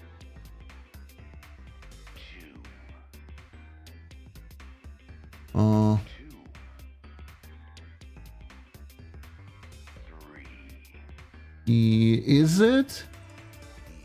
Wait, hold up. We're on the 25th run of Big Brother Brazil. 25 years. Have you always had that selfie? Yep. Actually, always had it. It's been here waiting.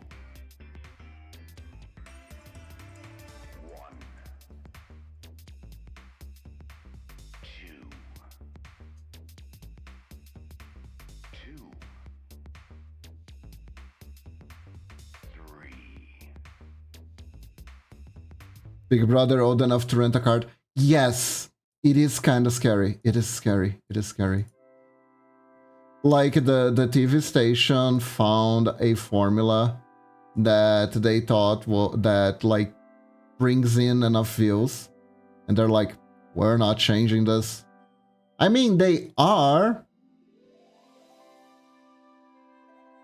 but they're not really willing to commit into doing like any other shows with it, right? It's like they keep trying to, they keep adding new stuff. Last time I checked, they even added some stuff that had to be cut out because it was like too exploitative.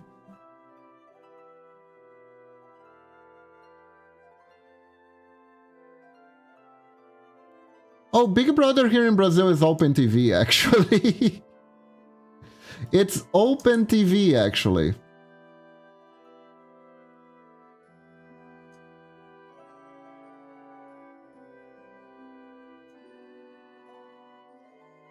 Maybe 6 years ago. We have cable in my place. My family watches it a lot, basically. So I still have cable. Personally, though, I probably wouldn't have. I wouldn't continue signing it. Although it is pretty funny to see what random crap is on TV every so often. Only the best media for the public? Yeah. Surely.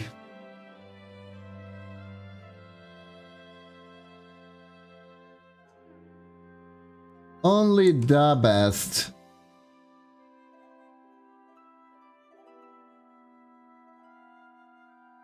Because brain rot only happens on the internet. Brain rot is a internet only thing.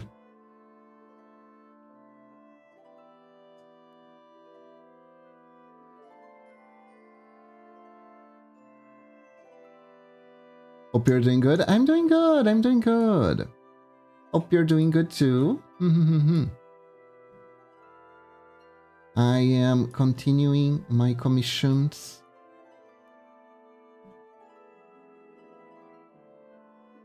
For string avatars. It's nice. I haven't had too many commissions for string avatars. And it's like a really good use for pixel art. You know?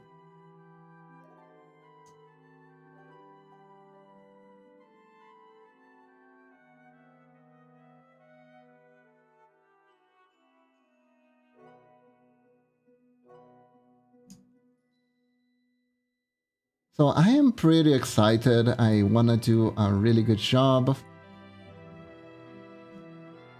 I always want to do a good job, honestly. Pixel art has been a very fun journey for me. Having something that people go, wow, you did that, that's so neat.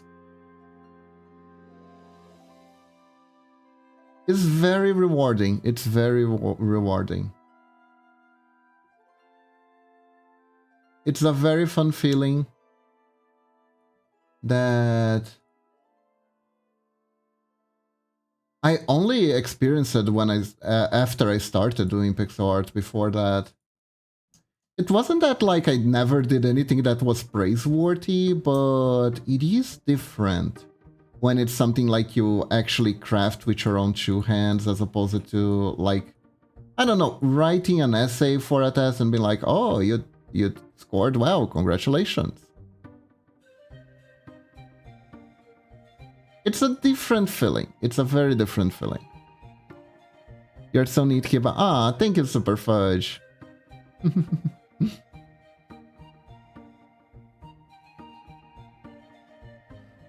I think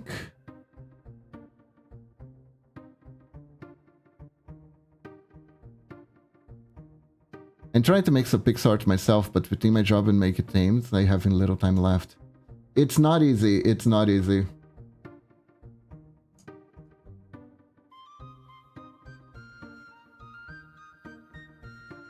Doing art in your spare time, it's very difficult. It is very difficult.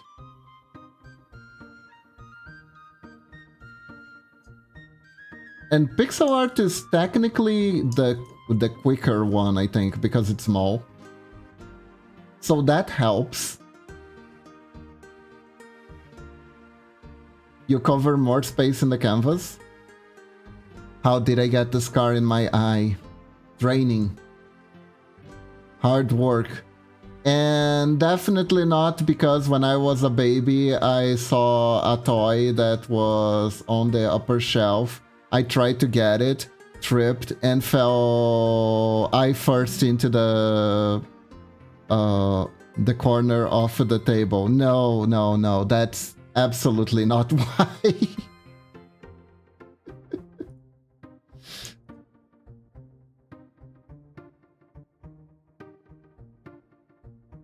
That actually reminds me.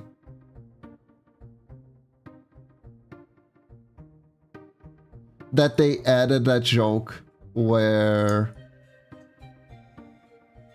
Samuel L. Jackson character from the Marvel movies got his scar from a space kitty scratching his eye out. And people were very pissed with that. I mean, people were very pissed with that movie in general, but that was one of the reasons why they were pissed with that movie.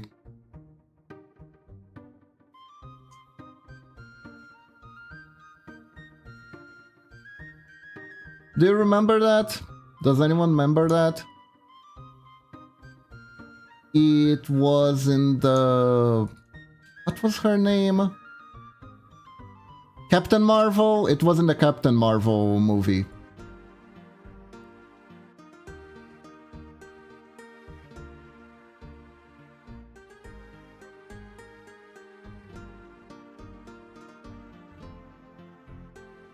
Yeah. Goose.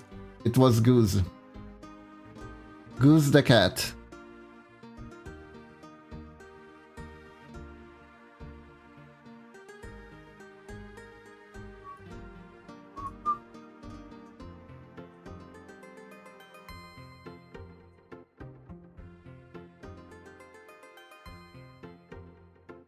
Yeah, I remember people didn't like that movie too much.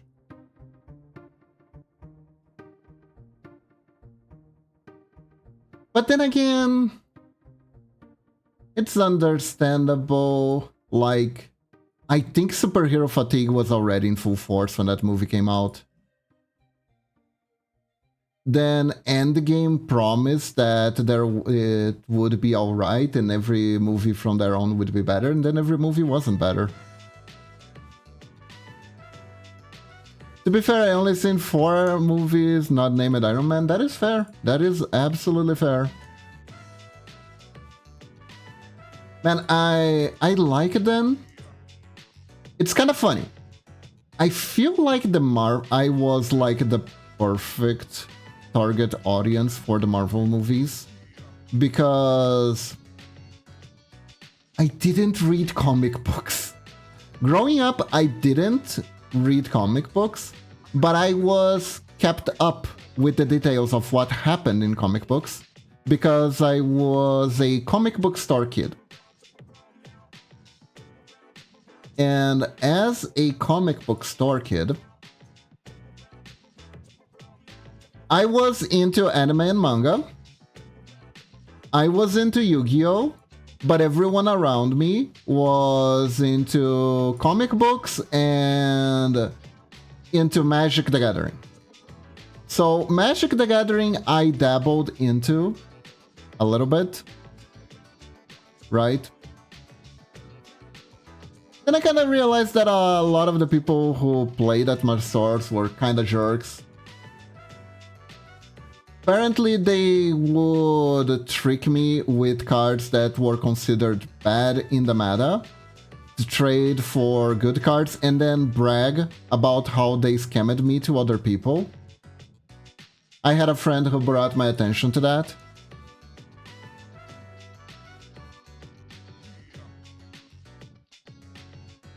But other than that, right, it was pretty chill. It was relatively chill. 1, 2, 3, 4, 5, 6. 1, 2, 3, 4, 5. Okay. It was fairly chill. So I would get involved in discussions about characters every so often, and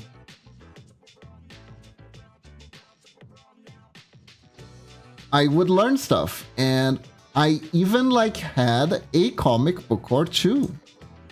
I had a comic book where Venom breaks up with Eddie Brock. Eddie Brock breaks up with Venom. Venom gets like super... the symbiote gets super emo and starts crying to space.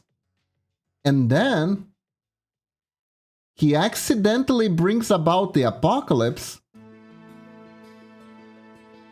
because his whale caused his other symbiont buddies to be aware that Earth exists. And they're a bunch of like ruthless conquerors who like eat people's adrenaline. I learned a fair bit about symbionts because of that one comic, by the way, because the whole plot hinged around understanding how they worked. And apparently their thing is that they feed on adrenaline. So the reason why Spider-Man got so wild when he was wearing the black symbiote and he would do like that weird Jimmy dance, right? That we saw in Spider-Man 3, the best Spider-Man movie ever, starring Tobey Maguire, right? You know, that coolest dance ever. Yeah, so the reason he was doing that is because the symbiote feeds on adrenaline. So the symbiote will act in a way that causes the person wearing the suit to become an adrenaline junkie. Gonna throw some dirt in your eyes. Come on, it's kinda enjoyable. It's funny. It's funny. Let's be real. That trilogy never took itself way too seriously. It was campy. It was campy. Everyone was like, just because it's Venom, everyone's like, okay, now definitely the it's gonna take itself seriously, and they were disappointed when it didn't. Let's be honest here. I thought that, you thought that, we all thought that. Did you see the edits with Bully Spider-Man? I saw, the best one that I saw is the Tobey Maguire dance, but no sound. It's so good.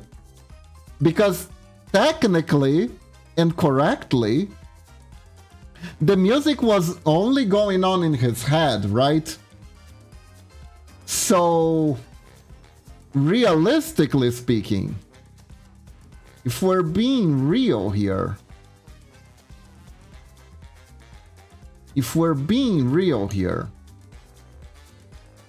there was no song.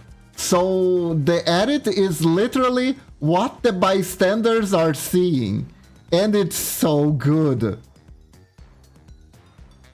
It is so good. Because like, the brilliance of that scene is actually brilliant. Because if you take the edit without the sound, and you look at everyone's facial expressions, it matches perfectly. There is a crazy guy dancing on the street, but there is no music. It matches perfectly. That's exactly the reaction people would have. It is beautiful.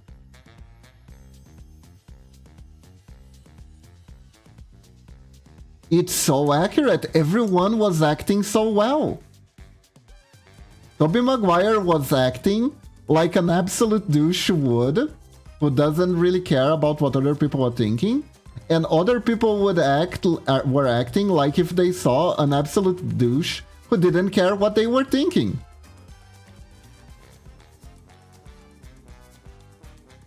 It is actually pure genius. It's kind of like the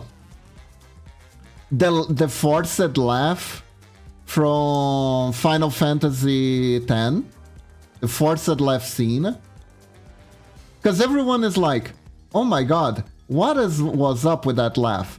That laugh was so forced and cringe. And you're right. But here's the counter argument.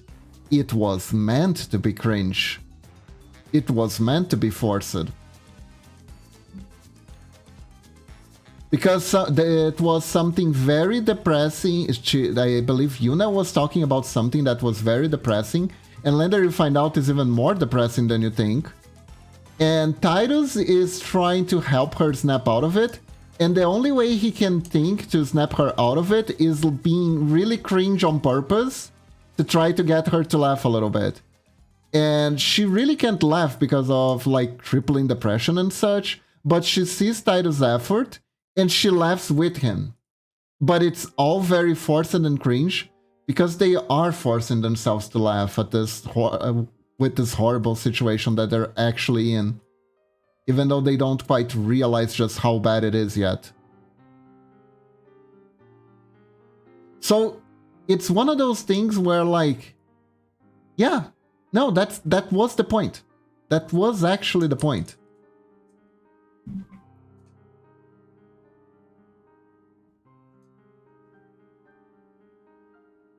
Where the person goes to complain to the author and the author goes, yeah, no, exactly.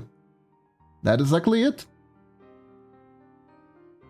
And the person remains confused because, wait, what do you mean that's a feature and not a bug?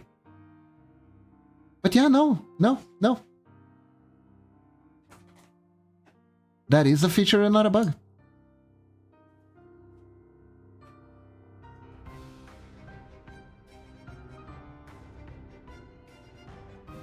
When I was younger, I didn't really appreciate these moments very well. As I am older now, I'm like, no, wait, no. They actually cook it so well. It's just that I wasn't ready for the meal. I wasn't ready for the meal yet. I am ready now. Now I get it.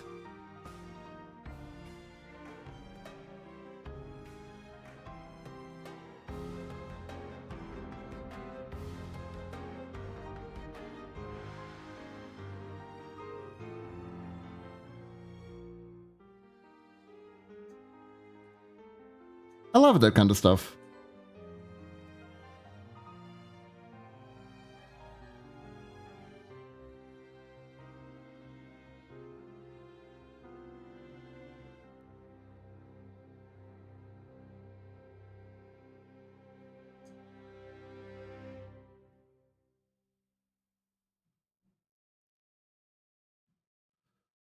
Although I do agree with that one thing of like theoretically the first law of communication is any kind of communication that doesn't get across the message you're trying to get across is technically bad communication. Because if people don't understand what you're saying, are you really communicating with them?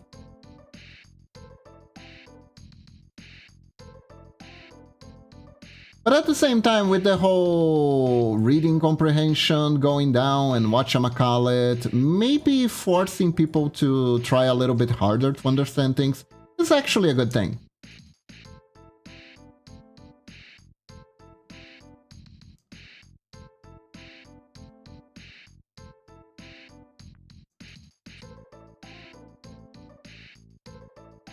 Momochi is on her own little quest with books. Oh, look at that!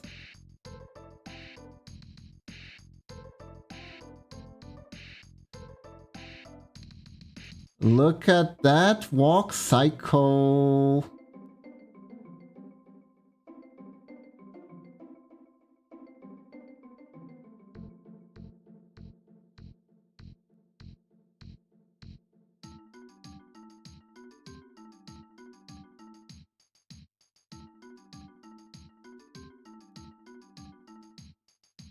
Yo, this looks sick.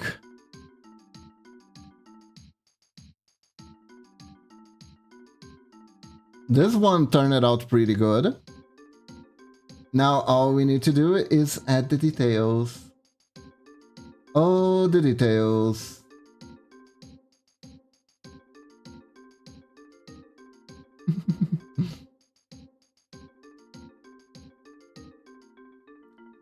Oh, the details.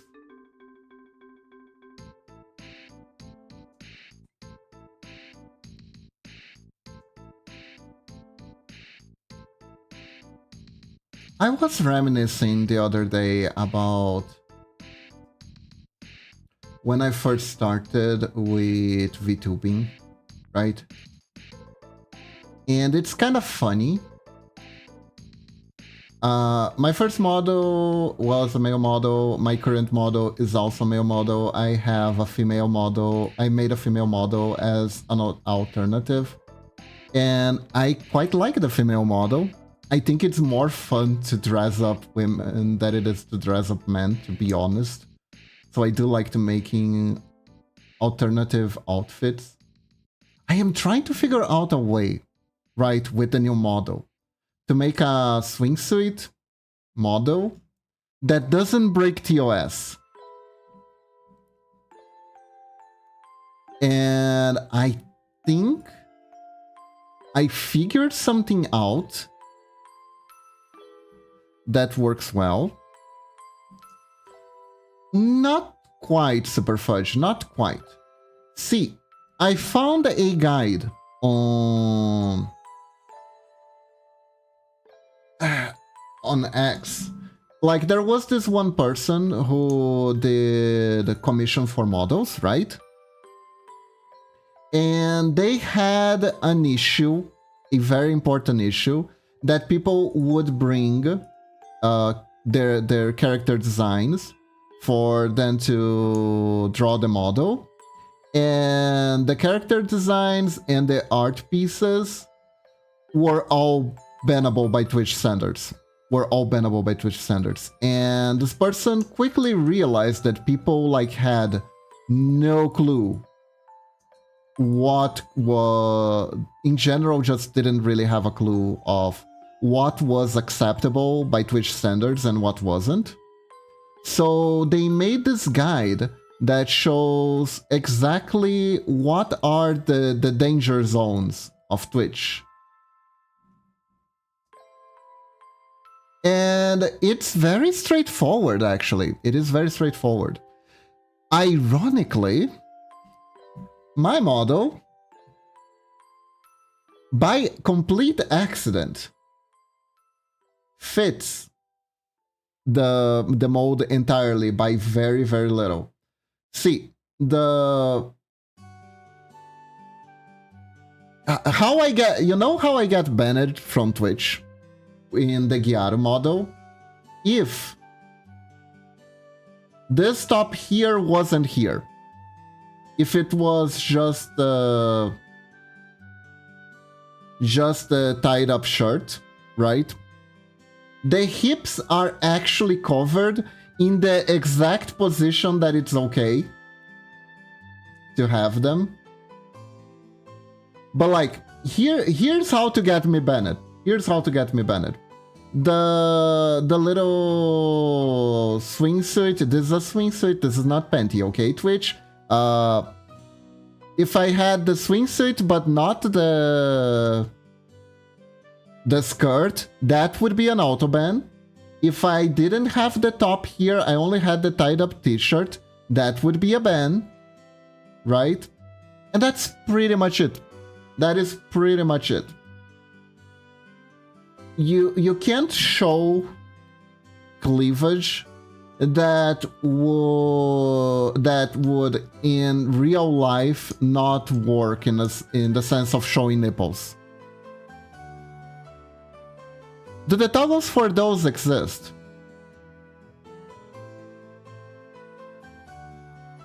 I mean,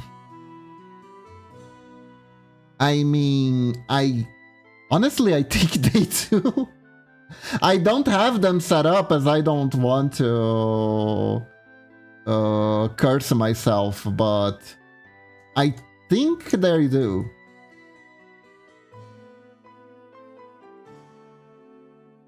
Misclick. Nah. Yeah, I won't misclick and I won't get myself banned. Don't worry about it. Those are for Scuffy Day only if I'm feeling like I don't know, doing like a teamed bathtub string or something like that. For any number of reasons. I have it if I ever feel like it. But I'm not using it on Twitch.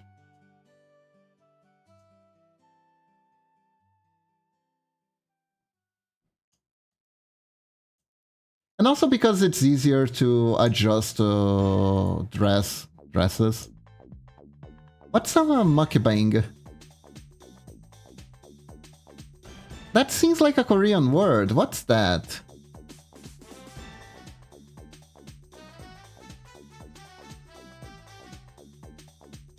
So I was thinking, because I wanted to do like a beach outfit. Eating ASMR. Ah, I see. I see.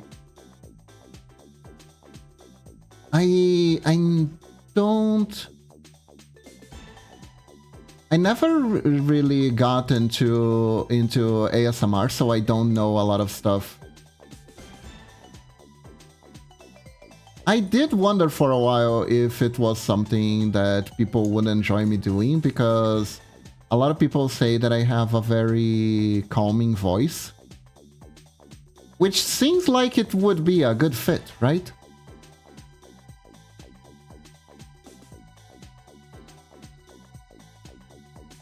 Iba karaoke? That I actually need to do. I've been taking singing lessons, you know?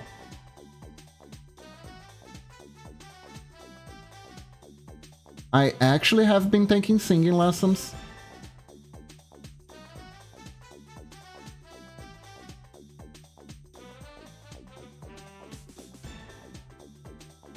I've been able to actually... I've been learning how to reach some higher notes recently. It's a work in progress. I'll tell you that much, it's a work in progress.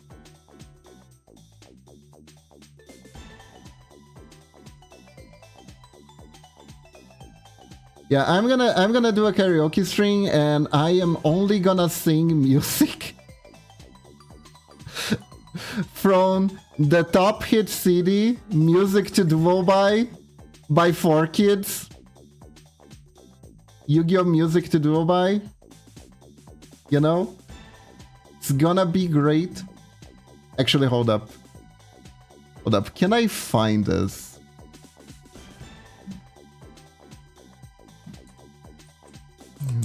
Karaoke.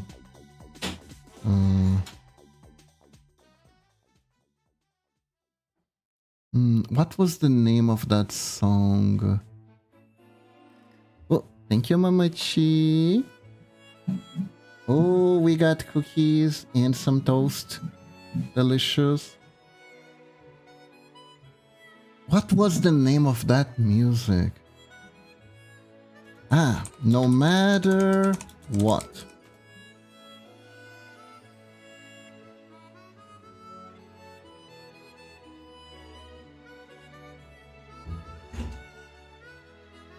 Do they have instrumental only? God damn it. They don't have an instrumental only. That is too bad. They don't have it. But it was a song that would... Hold up. I'm gonna sing something that's actually cute. Hold up.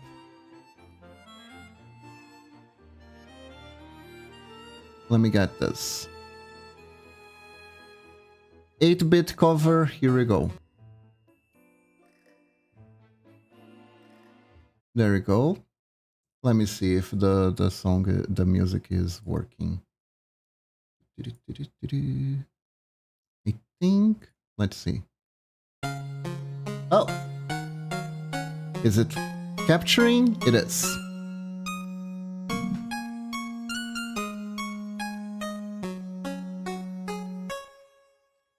Fly, broken wings, I know you are still with me. All I need is a nudge much to get me started. Fly broken wings to somewhere I can be free, closer to our ideal. Teary-eyed, once gentle soul, I watched as you walked away.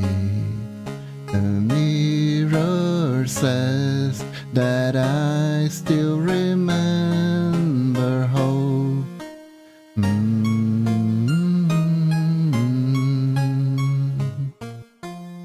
You're doing what you love. Isn't that enough? Isn't that enough? A genius perfect job. Isn't that enough? Isn't that enough? Again and again you locked me down. I locked me down. We staked me to the ground.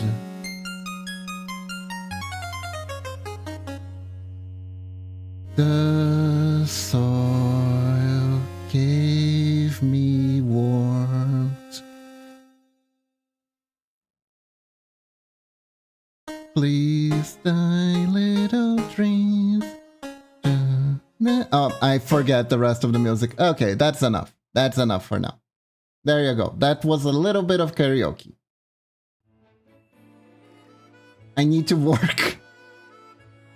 I need to work. There you go. That was a tiny bit of karaoke. I hope it wasn't too bad.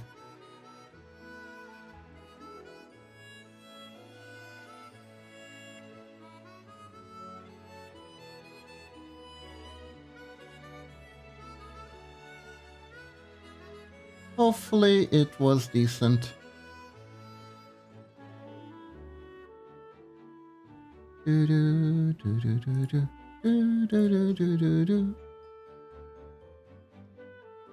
But yeah, the cursed version would be with old Yu-Gi-Oh!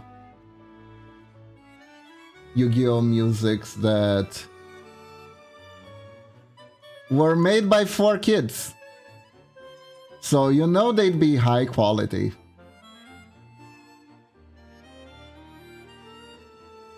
I mean, they're still better. They're kind of butt rock,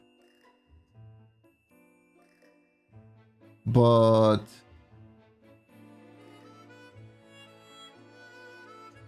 they are better than whatever the heck happened with One Piece. You know?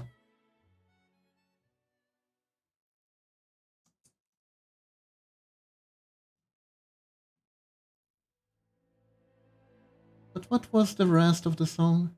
Please die, little trees, kill the camellias in me. Wouldn't it be easier to give in? Why are these hands chasing trees out of my reach? Is my thirst for normalcy on? Fly, perfect wings, where have you been hiding? Bring us to the mind that got us started.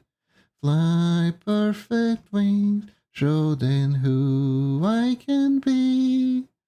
For the one last time, if you will. That's all. Yeah, that was the rest. That was the rest. Okay. Now back to your regular musics.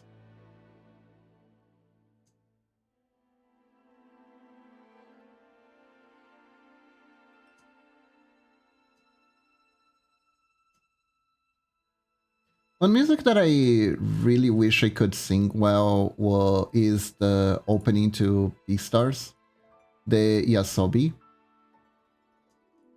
But the problem is that music is too fast and I don't actually speak Japanese, so I just trip and fall all over the lyrics. I can kind of sing the English version by Amalie,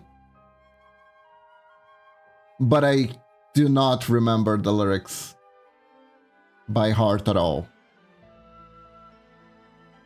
So I need to have like the little cheat sheet on the fly in order to do it.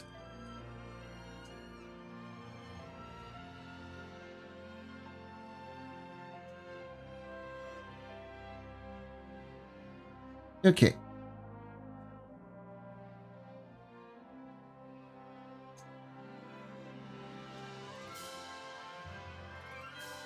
You know what song is stupidly hard to sing?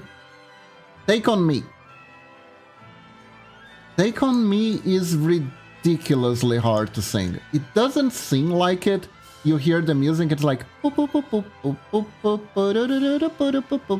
Then you actually try to sing it, and it's hell. It is just hell.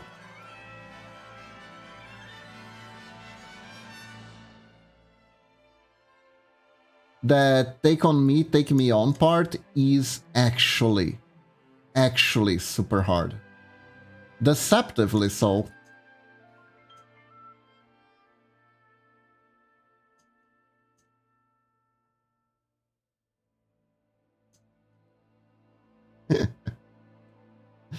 It's not on purpose, chat, and I know that you're probably like sleeping or busy or just listening on the side. But the fact that I just sang and like the chat went completely mute is scaring me.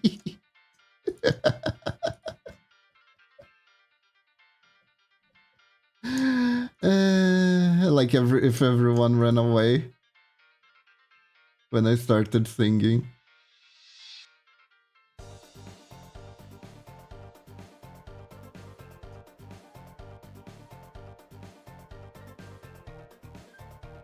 Anyhow, let's see here. I think this one's too high.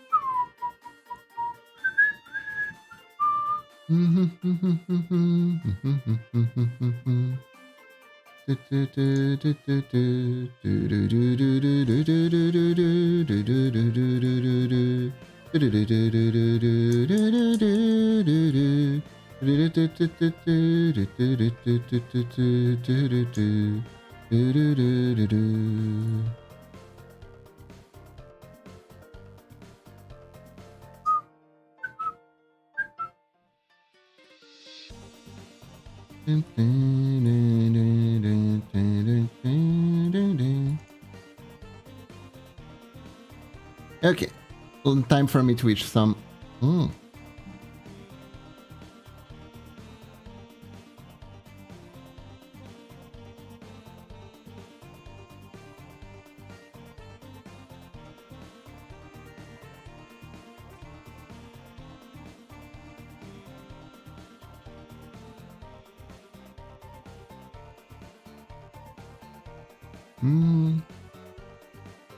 This is delish. Absurdly delicious.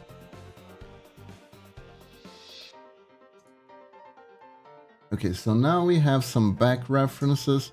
I could do like a little thing like this. But the real question is this detail adding anything good? Or is it just making it confusing? And I think it's just making it confusing.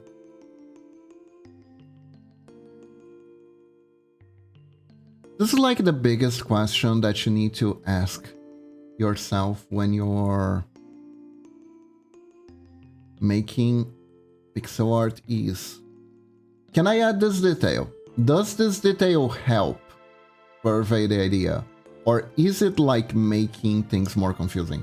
Because with pixel art, it's very easy to like pollute your drawing So you really gotta actually act like there is a huge cost every time you put something on the canvas.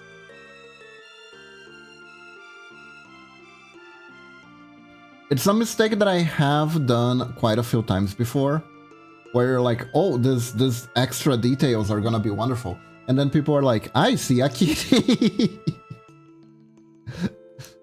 No one sees what you're trying to convey, right?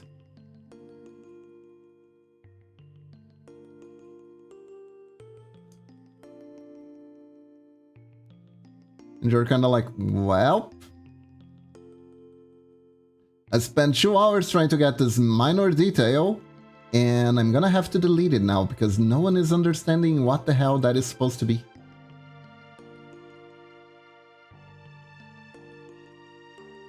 So yeah, to avoid doing that, take a good look at how hard it is going to be.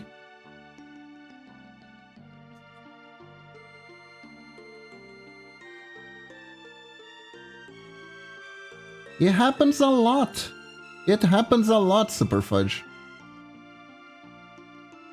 Especially when there are like less complicated ways to convey a detail, right? And you go for the most complicated, elaborate one, and then it's like, okay, but what is that? You put like so much effort into making like every pixel possible. It happens.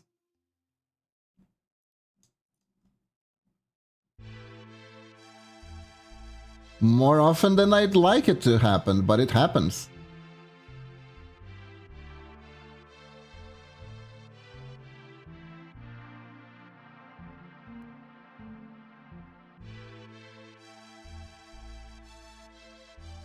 Go. There we go.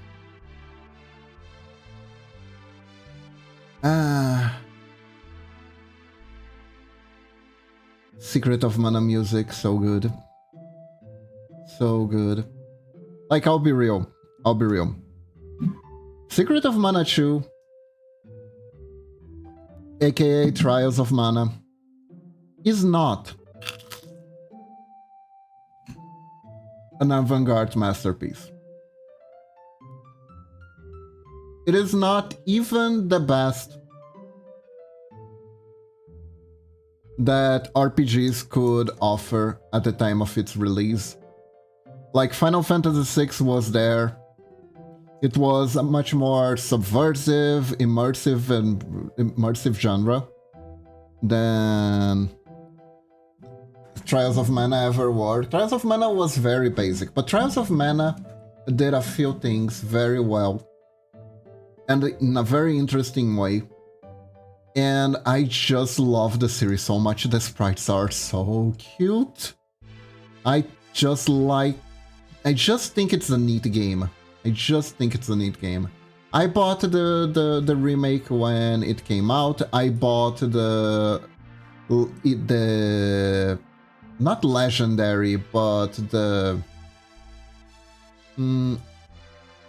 I bought the actual version, but translated, that came out on Switch. It's a game that I have like 3 versions of. I have 3 versions of this game because of how much I love it. It's a simple story, it's very basic, but it was one of the first JRPGs that I tried to play to completion. And I had so much fun playing it. Even though I played it on an emulator that made it basically unplayable. It was basically unplayable because it would lag so much that I would play the game in slow motion. But I still didn't care.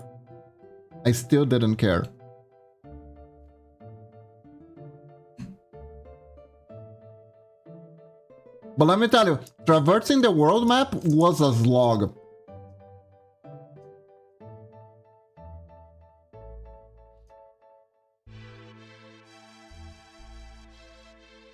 At the same time, since it was an action RPG, the fact that everything was low down meant I had plenty of time to think my next move.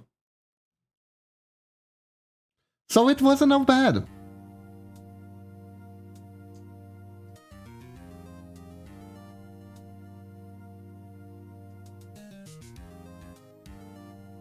Nah, but it was like really, it's like it's so neat. It's so neat. And has so many, honestly, it has so many dirty jokes in it.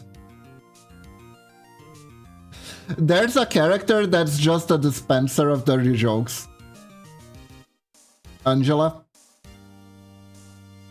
Angela the Big Booba Mage. She has a sprite where she wiggles her butt and smack it. You know, the na-na-na-na kind of thing? Yeah, she had that as an attack.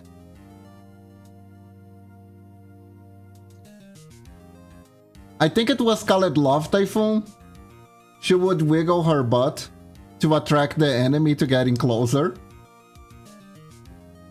And then she smacked them upside the head with her magic cane. Her magic rod. Classy gal. She was a princess. What game was this again? It's called Trials of Mana. Or Seiken Densetsu 3. I don't know if in the remake version she still has the butt wiggle. But she definitely kept it on the Switch the Switch pixel art version. That is the Secret of Mana collections.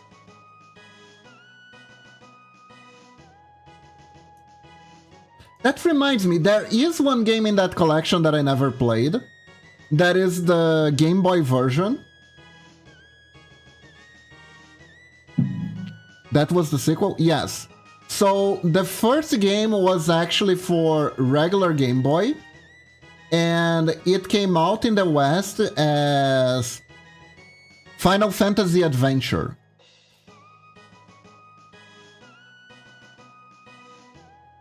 The OG name, the OG name in the West was Final Fantasy Adventure, which nearly all Game Boy Final Fantasy games were not Final Fantasy. They were other JRPGs that they branded as Final Fantasy. Because they're like, well, Final Fantasy sold, so if we put Final Fantasy in the name, the Westerners aren't gonna know the difference. They just think that every JRPG is Final Fantasy. So they did that. There is a Romancing Saga game that it was released as a Final Fantasy game, if I'm not mistaken, too, for the Game Boy. And to be fair, honestly, at the time, Game Boy games were kind of rip-offs anyway. Have you ever seen the Mega Man Game Boy games? Those were rip-offs. Those were complete rip-offs, like... Up until 5. 5 was an actual game. 5 was an actual game. But every other one was a rip-off. Was absolutely a rip-off.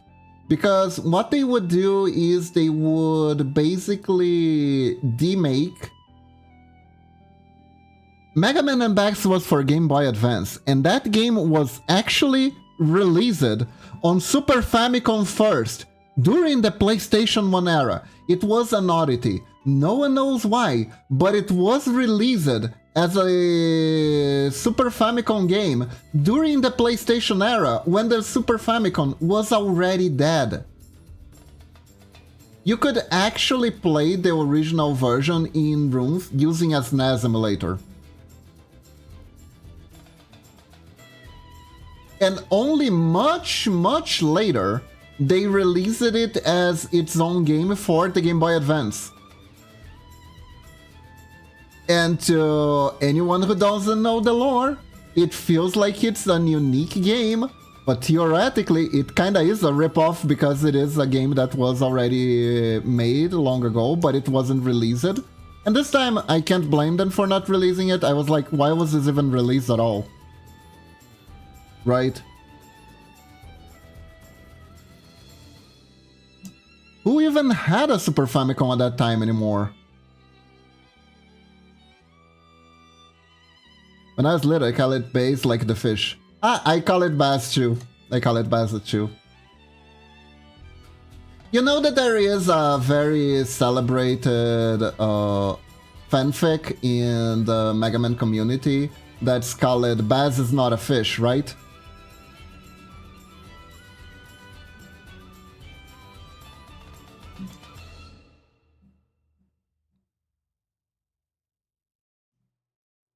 I remember I printed it out to read. Ah, Froyo, thank you for the raid! Oh my god!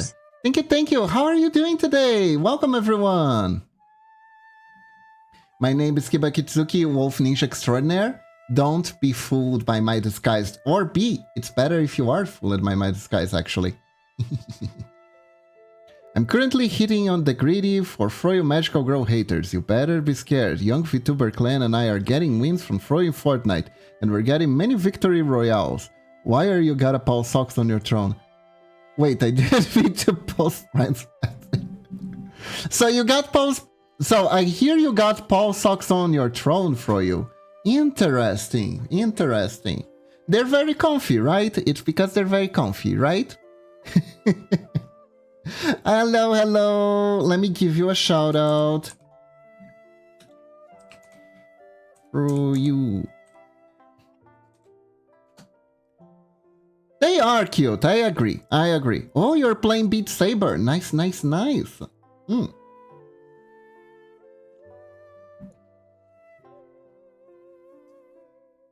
I mean, Brian, if it's on her throne, that means she wants it, right?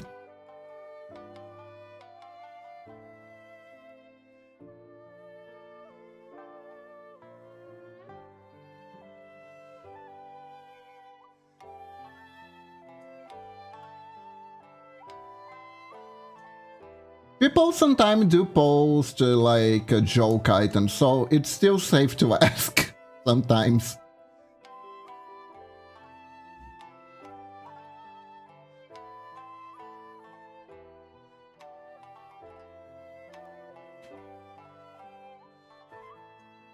It's not necessarily a bad idea to ask.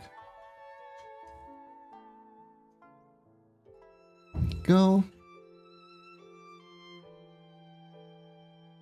So how was Beat Saber? Did you beat a lot of sabers? Listen, regular human feet look weird, but powered so cute and squishy. They are cute and squishy, it's true.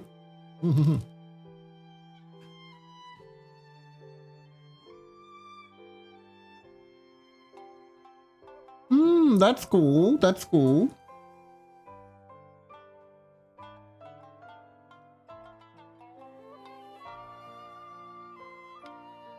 Beat Sabering.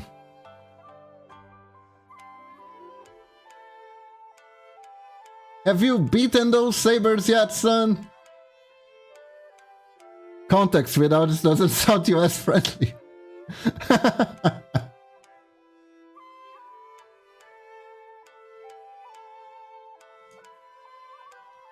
No. You see, it was a Fate Stay fighting game, and they were beating Saber. Man,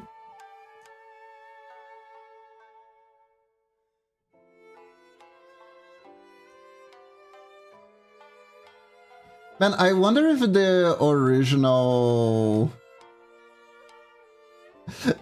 the original Fate Stay light novel is Twitch friendly. I'm gonna guess no. No.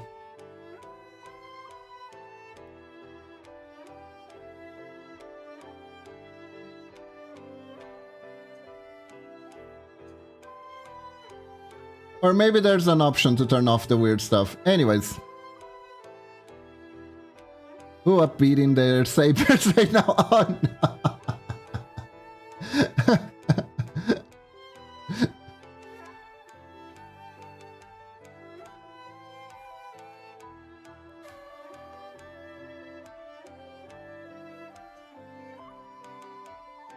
Guys, you can't be up all night beating sabers. You're not gonna have energy to do anything else.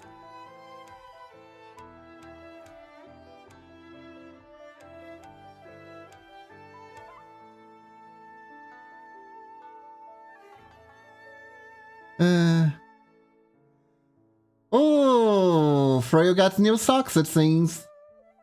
Nice, nice, nice, nice. I don't think I ever found those around here for sale. I think they're internet exclusive.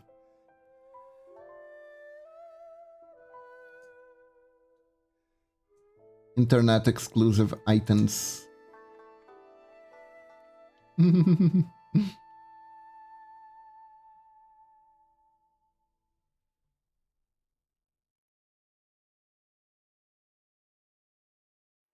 But they are cute. That's I'm happy for you. You got your new socks.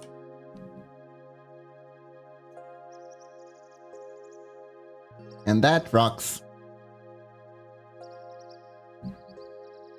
Hmm. Hmm.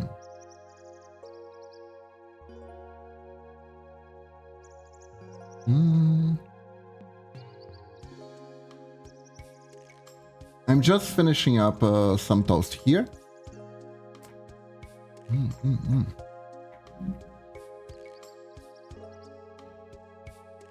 Anyways, Froyo, hope you've been doing good.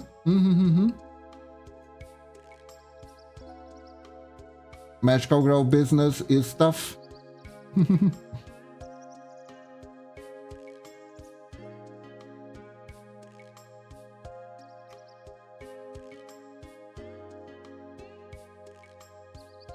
That is a good question.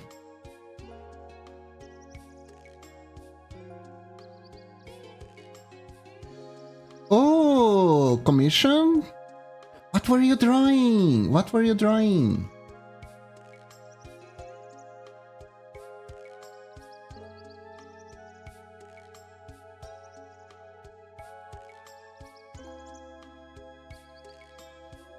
Blonde fanboy twink in a cow costume. Culture, like it, that's cultured. Oh, absolutely. I am making sprite art of the Love in Deep Space boys. You don't wanna know how much I spent on tubers this last month after never spending money on here. Cute. Ah, nice too. Oh, here we go. I did Silas. Oops. That's one is naked. There you go. It's just for the anatomy. I made Silas and I made this guy.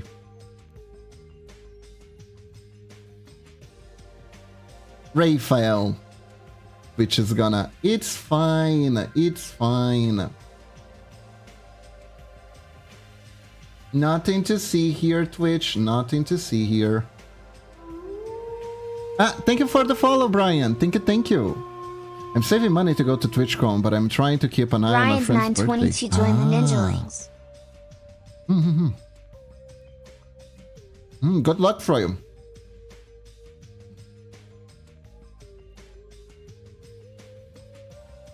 Going to TwitchCon is a bit out of my financial range.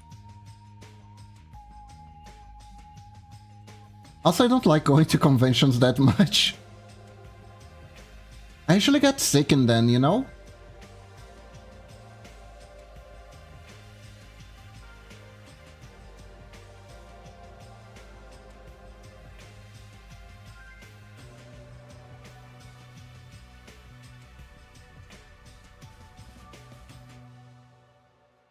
I had a bunch of money sent up to go and see my ex, but they broke up with me. Oh, that's too bad.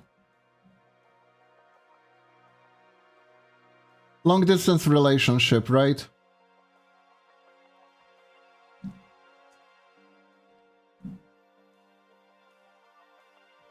I see, that is rough. Man, it's funny cause When I first started my relationship with Momochi, I considered it a long distance relationship. But like compared to people who like have it overseas and stuff like that, it is nothing. It is nothing.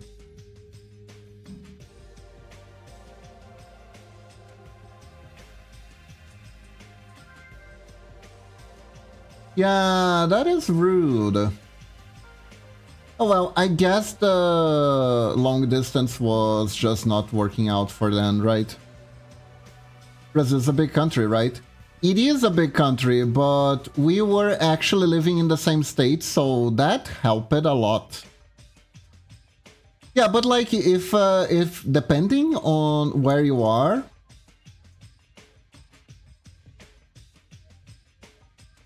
it is just as bad as like I don't know, living on the other side of Europe or something.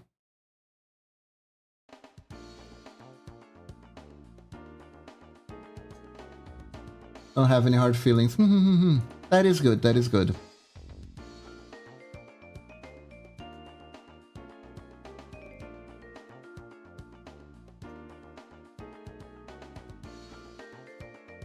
Ending relationships on good terms is hard. I guess if transfer infrastructure isn't built from A to B, I get it. Yeah, there are a few places that have very precarious infrastructure. Or some places who are like... You have this one thing where like you go... In order to get from A to B, you have to go from A to C, from C to Z, from Z to X and stuff like that, and it gets like really bad really quickly. Starts to get something that seems simple, gets extremely complicated.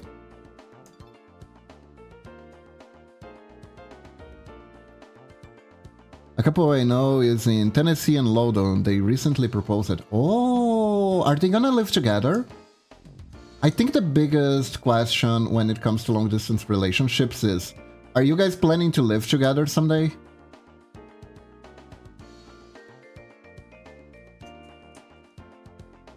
My aunt moved somewhere that should in theory only be about 15 minutes from her children's place, but the roads aren't designed for the volume of traffic, so they actually took about... Ooh.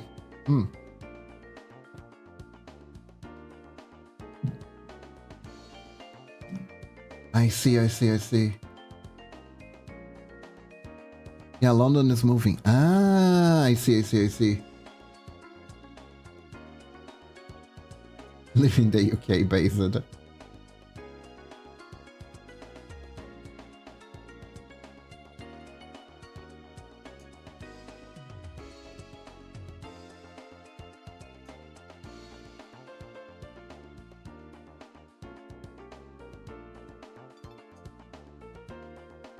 I hear things going on in London. I see.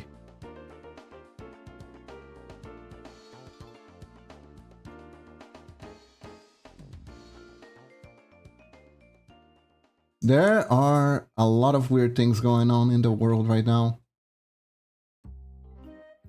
Just hope everyone stays safe.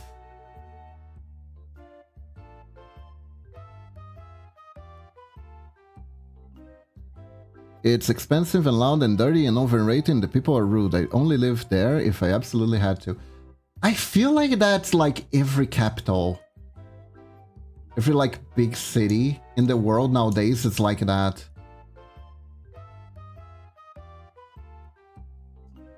Places in Brazil like São Paulo and Rio de Janeiro are very much in the same boat.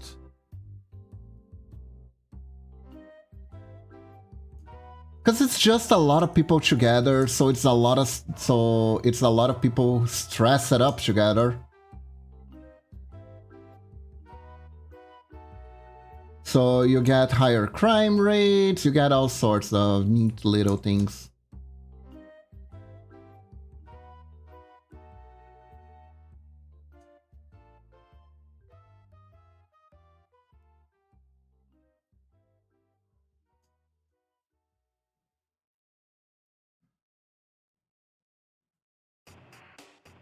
It is what it is. But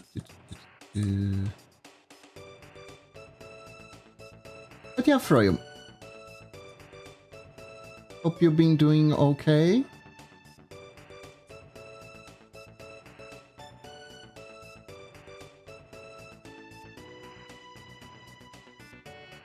And let's see. And if you need to go and rest, please do. If you wanna hang out for a while, also please do. Both are fine, both are valid.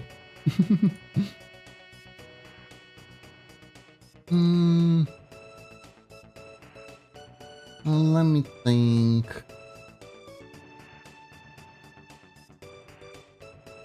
Go.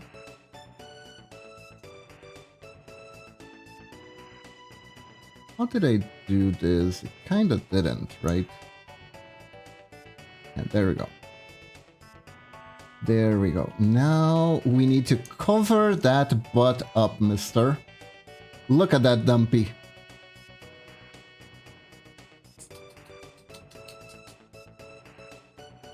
Here we go.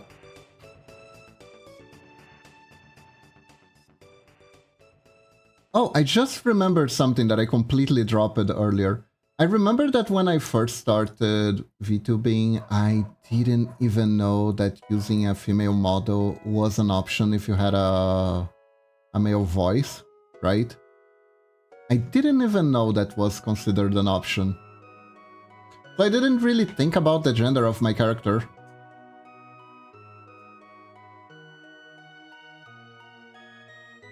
And then I ended up making the female model, mostly as a joke because it was like a Naruto reference. It still is a Naruto reference. But at the same time, I did notice that people liked it quite a bit. Yeah, I know. But like I remember, I don't even know, I didn't knew about Porcelain Maid until later.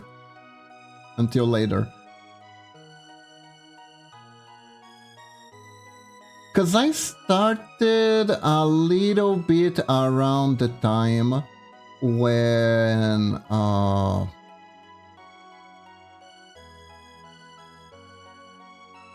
a little before VShojo formed, right? So like when I was just watching VTubers, Iron Mouse was still an indie. How things change and stay the same. Anyways. And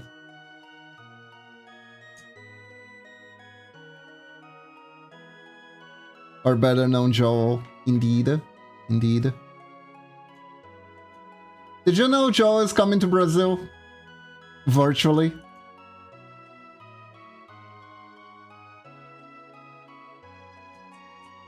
Theoretically, I could go there and meet him. You know the octopus one? Octopus one. A VTuber octopus? I don't think I do. Actually, I don't think I do. Oh, wait, I know that one. Yeah, that I saw. I saw that as like an alternative, but it seemed kind of fancy. It's kind of funny. When I started VTubing, partially the reason I started VTubing was because Momochi was interested in VTubing. And she was like, let's do it together. And then she made my model first and kind of pushed me to test the waters.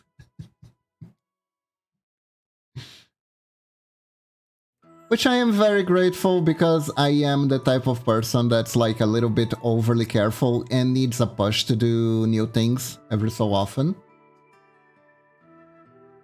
Right?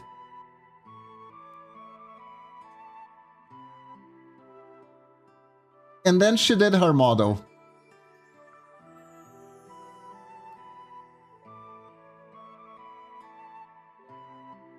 So yeah, I think I only saw the octopus later. There are a few VTubers that still do that. But I think it's now it's AI, right? But back when they first started, I think it was just Twitch chat, TTS Twitch chat, if I'm not mistaken. I raided a VTuber the other day that is a little ghost that keeps being hugged by Hexmaniac. They're also an artist, and they're pretty good. They're pretty good. It's a cute style. It's a very cute style. But yeah, I just didn't know. It didn't occur to me that it was a thing you could do.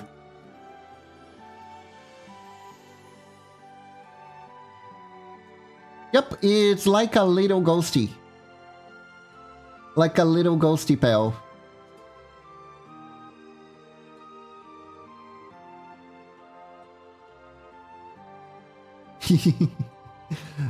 Super spooky. But yeah, and now I have a male model and a female model, and I'm pretty sure I was supposed to put my hands down, but I didn't. There we go. I know someone that has a ghost-like mascot. Oh, that's cool. That's cool. Oh, is it? Ah, they're a vampire. You know, that's interesting. I know that there are a lot of there should be a lot of vampires VTubers out there, but I don't see as many of them as I expected, as I personally expect to see.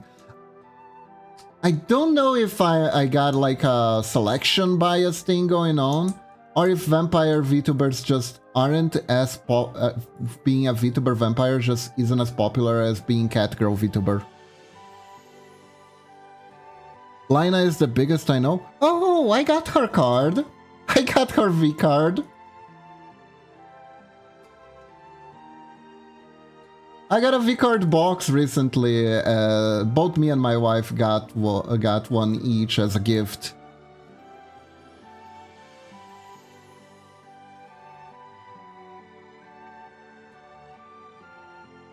I think I got her full art card. By the way, new set. Oh.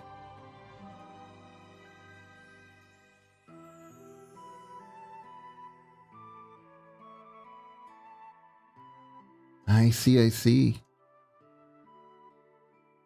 August 15, that is soon. That is cool, that is cool.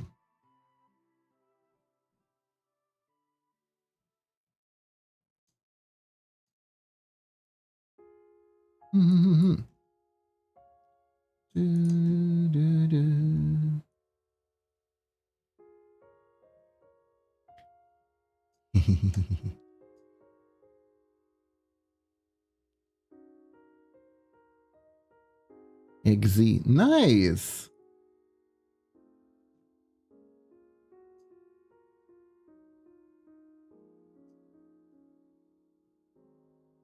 Brand new set, that is cool, that is cool.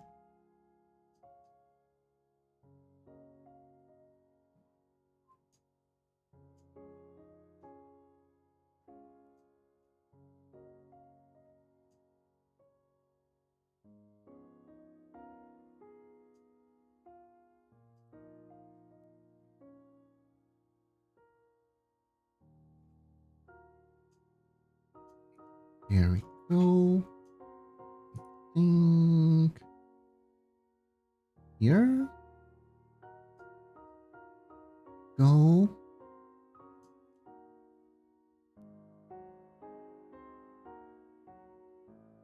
Over eggs. Egg noted, egg locking. Nice, nice, nice, nice. That is cool, that is cool. I'm glad they did the remake on the cards, the first version of the game. I'm glad they did a remake on that. I remember I tried playing the game with the cards as they were before. It was kind of rough. It was kind of rough.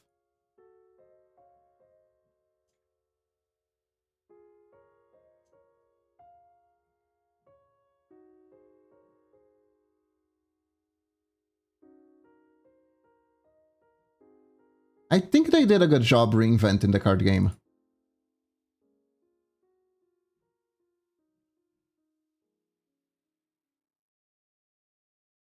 I just want to collect. I didn't get any of that one. That's nice. That's nice.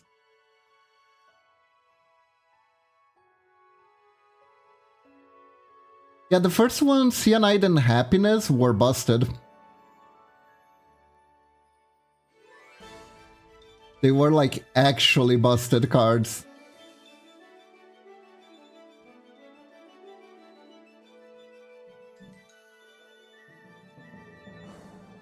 Was very funny.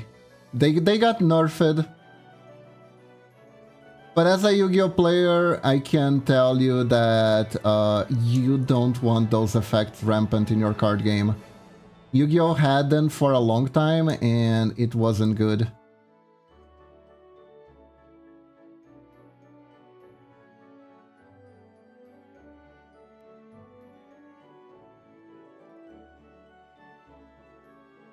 So those nerfs were definitely warranted. I will explode if I can put the card I want. Oh, which card do you want? And I want to know something. Is there gonna be like a new Nanoless card in the new set?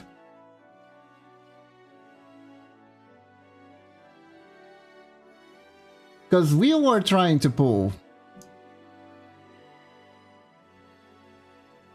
for a max rarity Nanoless, and we barely got a regular rarity one.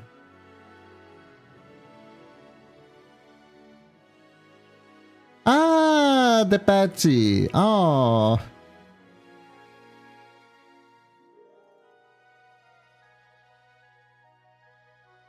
I want this one.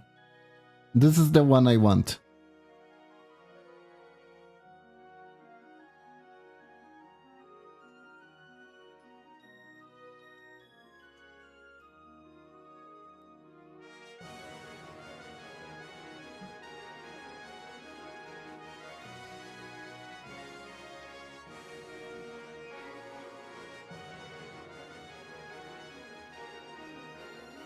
Creator. There's a trailer on the Twitter showing new cards. Oh, I see, I see. I need to see later then.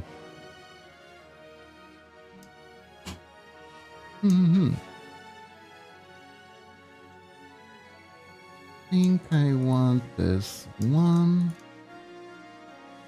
This.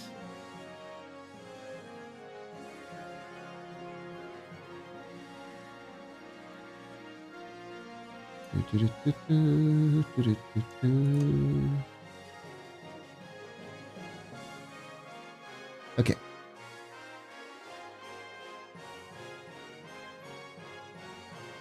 There we go. One video for each new electric card, water and grass. Ah, so there is no spoiler for Nanoless. Nanoless is...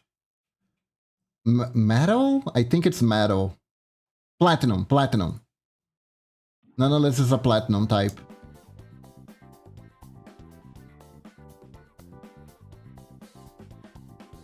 They gave her a gather coin mechanic in the last expansion, which I thought was pretty neat because there was a similar mechanic in Gwent before that game exploded completely.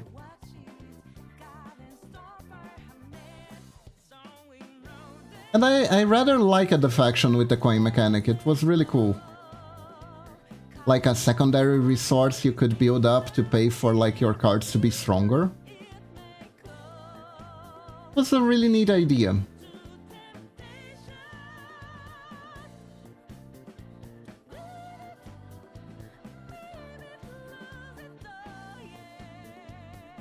they're slowly releasing them. The grass one came out on 3rd, while electric came out July 19th. I see, I see.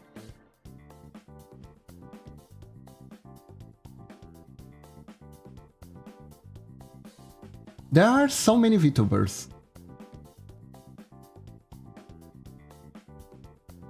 Makes it easy to fill out collections.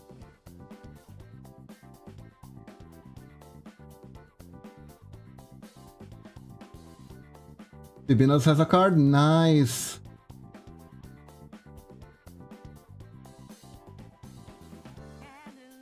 He doesn't actually have a VTuber model, right? He is more involved with the VTuber community.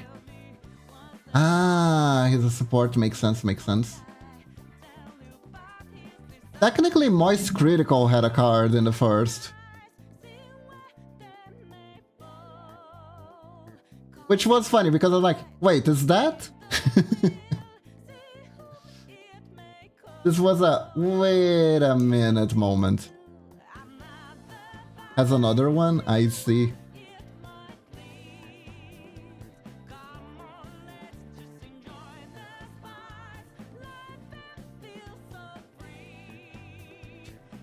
Ah, we're almost getting through this.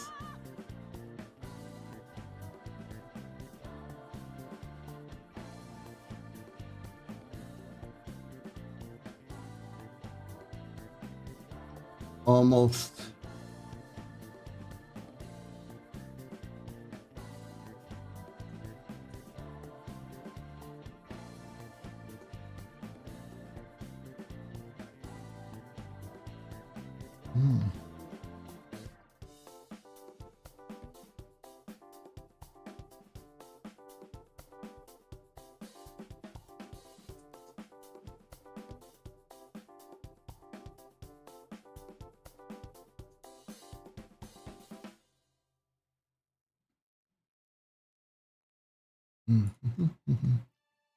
It has a flavor with subs. Which one?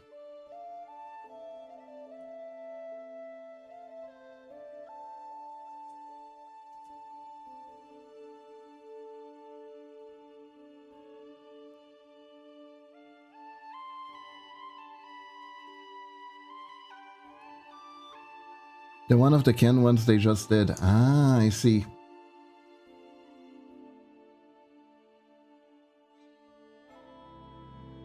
Momochi is more of a gamer subs connoisseur than I am. She even has like a little code. Goof Juice. Ha! That's a cool name. Goof Juice. Ooh. No, that's a different. Never mind. Wrong one.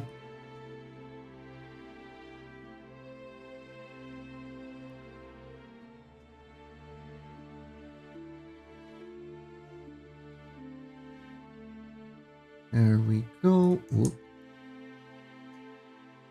There we go.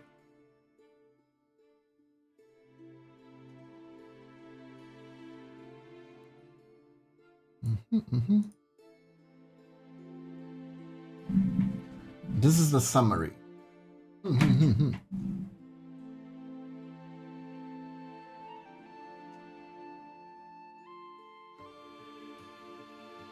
Too long for one post. Okay.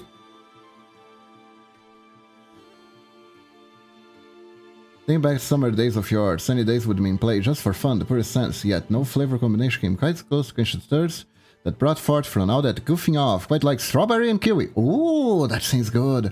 Sweet and tart delectable. Strawberry combines delicious kiwi with belly, mouth-watering, refreshing flavor. Take a sip and goof around like we once did.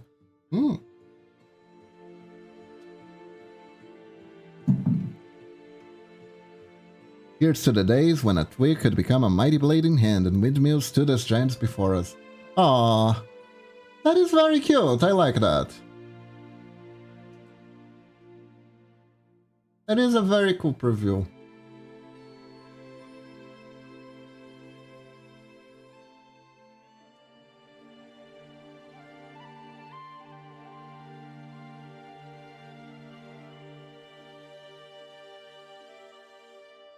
That is a very sweet sentiment, actually.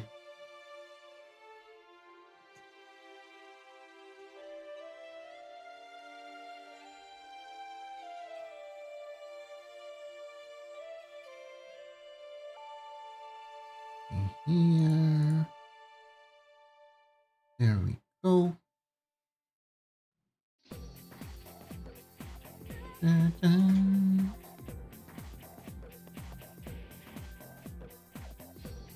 But yeah, that actually sounds really good. That flavor actually sounds really good.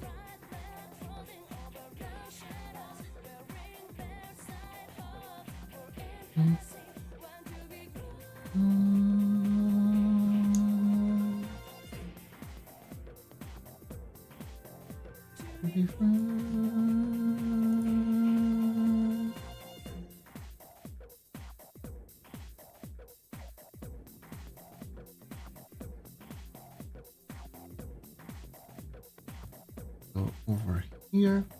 I want to do this tape. I have no... I don't know the official name for these. I just call them butt capes. I like a good butt cape, honestly.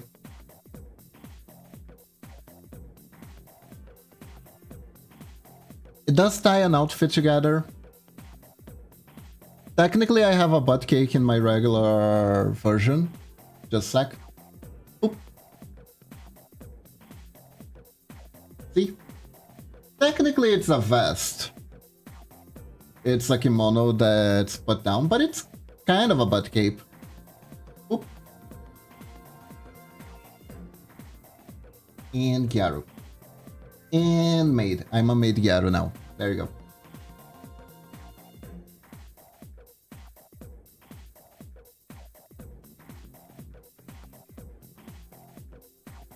There we go.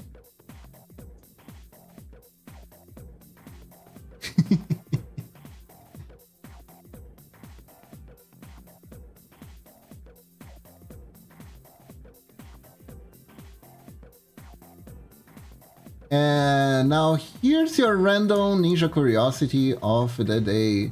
Did you know that the word kunoichi did not necessarily mean female ninja, but actually was a different way to read the word woman?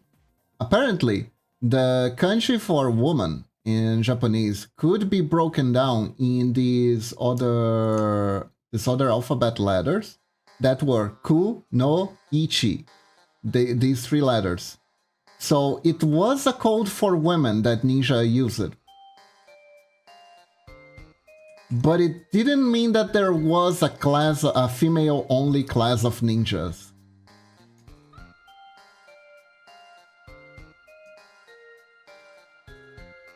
However, there were obviously female ninjas because everyone was a part-time ninja in ancient Japan. If they could, everyone was a part-time ninja. And this was your random ninja curiosities of the day.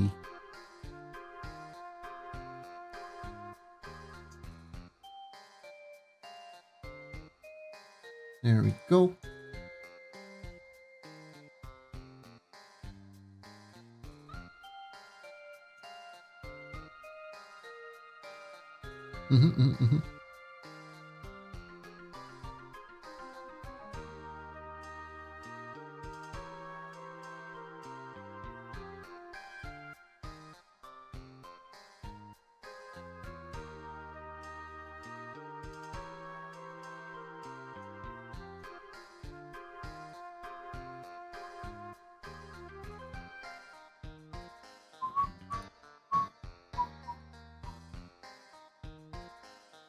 Man, I found this YouTuber that is like a godsend.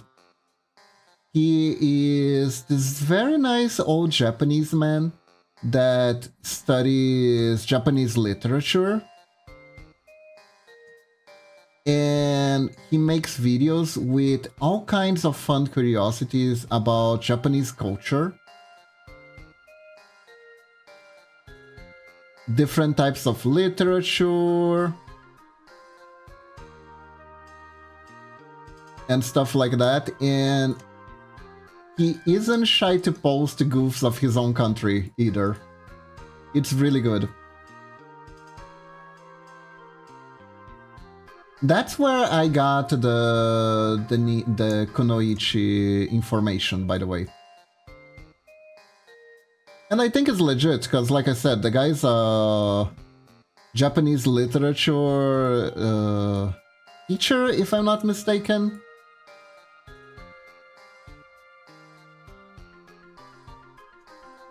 He's also a book author, apparently, which is really neat.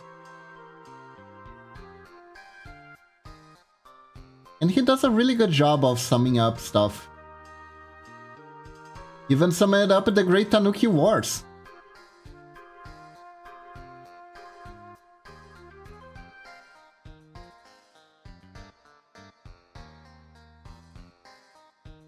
And he talked about the first Japanese idols, which were these waitresses, who were so popular that customers would come to their coffee shops and pay like triple the amount of money that they owe the coffee house just to see if they could get the attention of these ladies.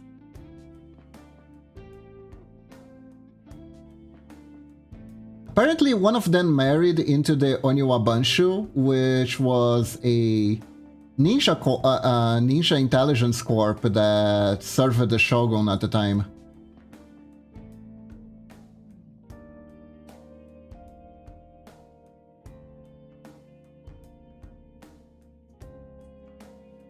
So yeah, technically the high-profile waitress idol married a ninja. Isn't that amazing?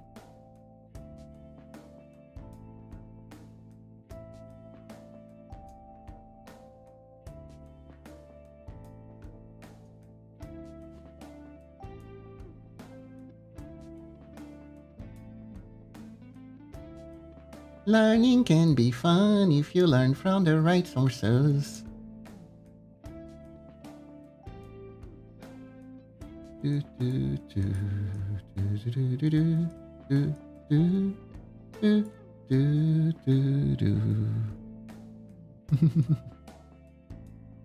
Okay. So I wish I could have finished this on stream, but it seems my time is running out, everyone.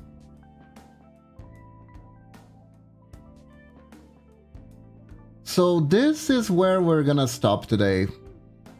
How is it looking like? Like this.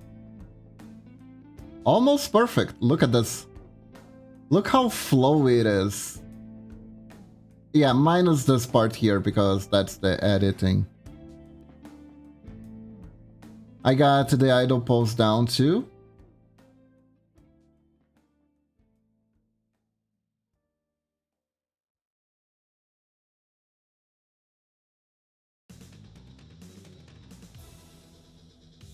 This is for string avatars.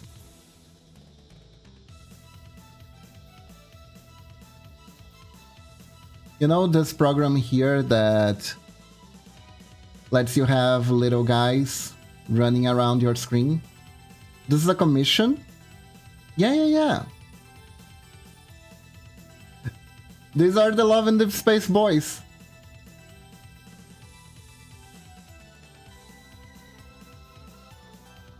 I'm making all 5 of them. The skins were by the choice of my client, right? I mean the avatars, not who you're drawing. Ah, fair enough. But yeah, it's for the program. So I am making basically a sprite sheet.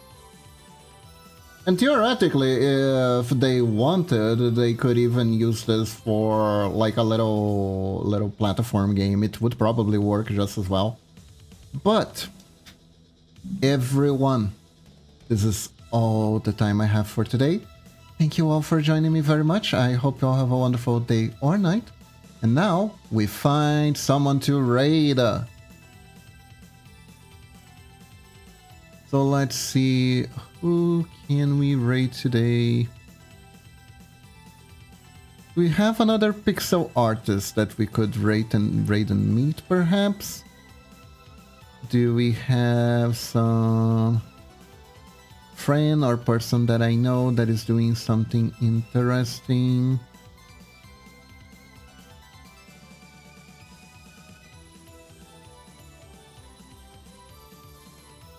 Oh yeah, here we go. Got a friend doing a birthday. They're doing a 24-hour stream. Oh god, good luck to them. So, everyone, thank you very much for joining me today. I hope you all have a wonderful day or night. Stay awesome. And remember, when in doubt, when you think you can do it, just think like a ninja. And sure you can. Bye bye everyone. Have a good one. Bye bye. Bye bye. Nice meeting you too, Brian. Thank you very much for joining me today, everyone. Let's go. I forgot to press the button, so there's still 10 seconds, and this is slightly awkward, but it's fine, because it's ending in 3, 2, 1. Let's raid!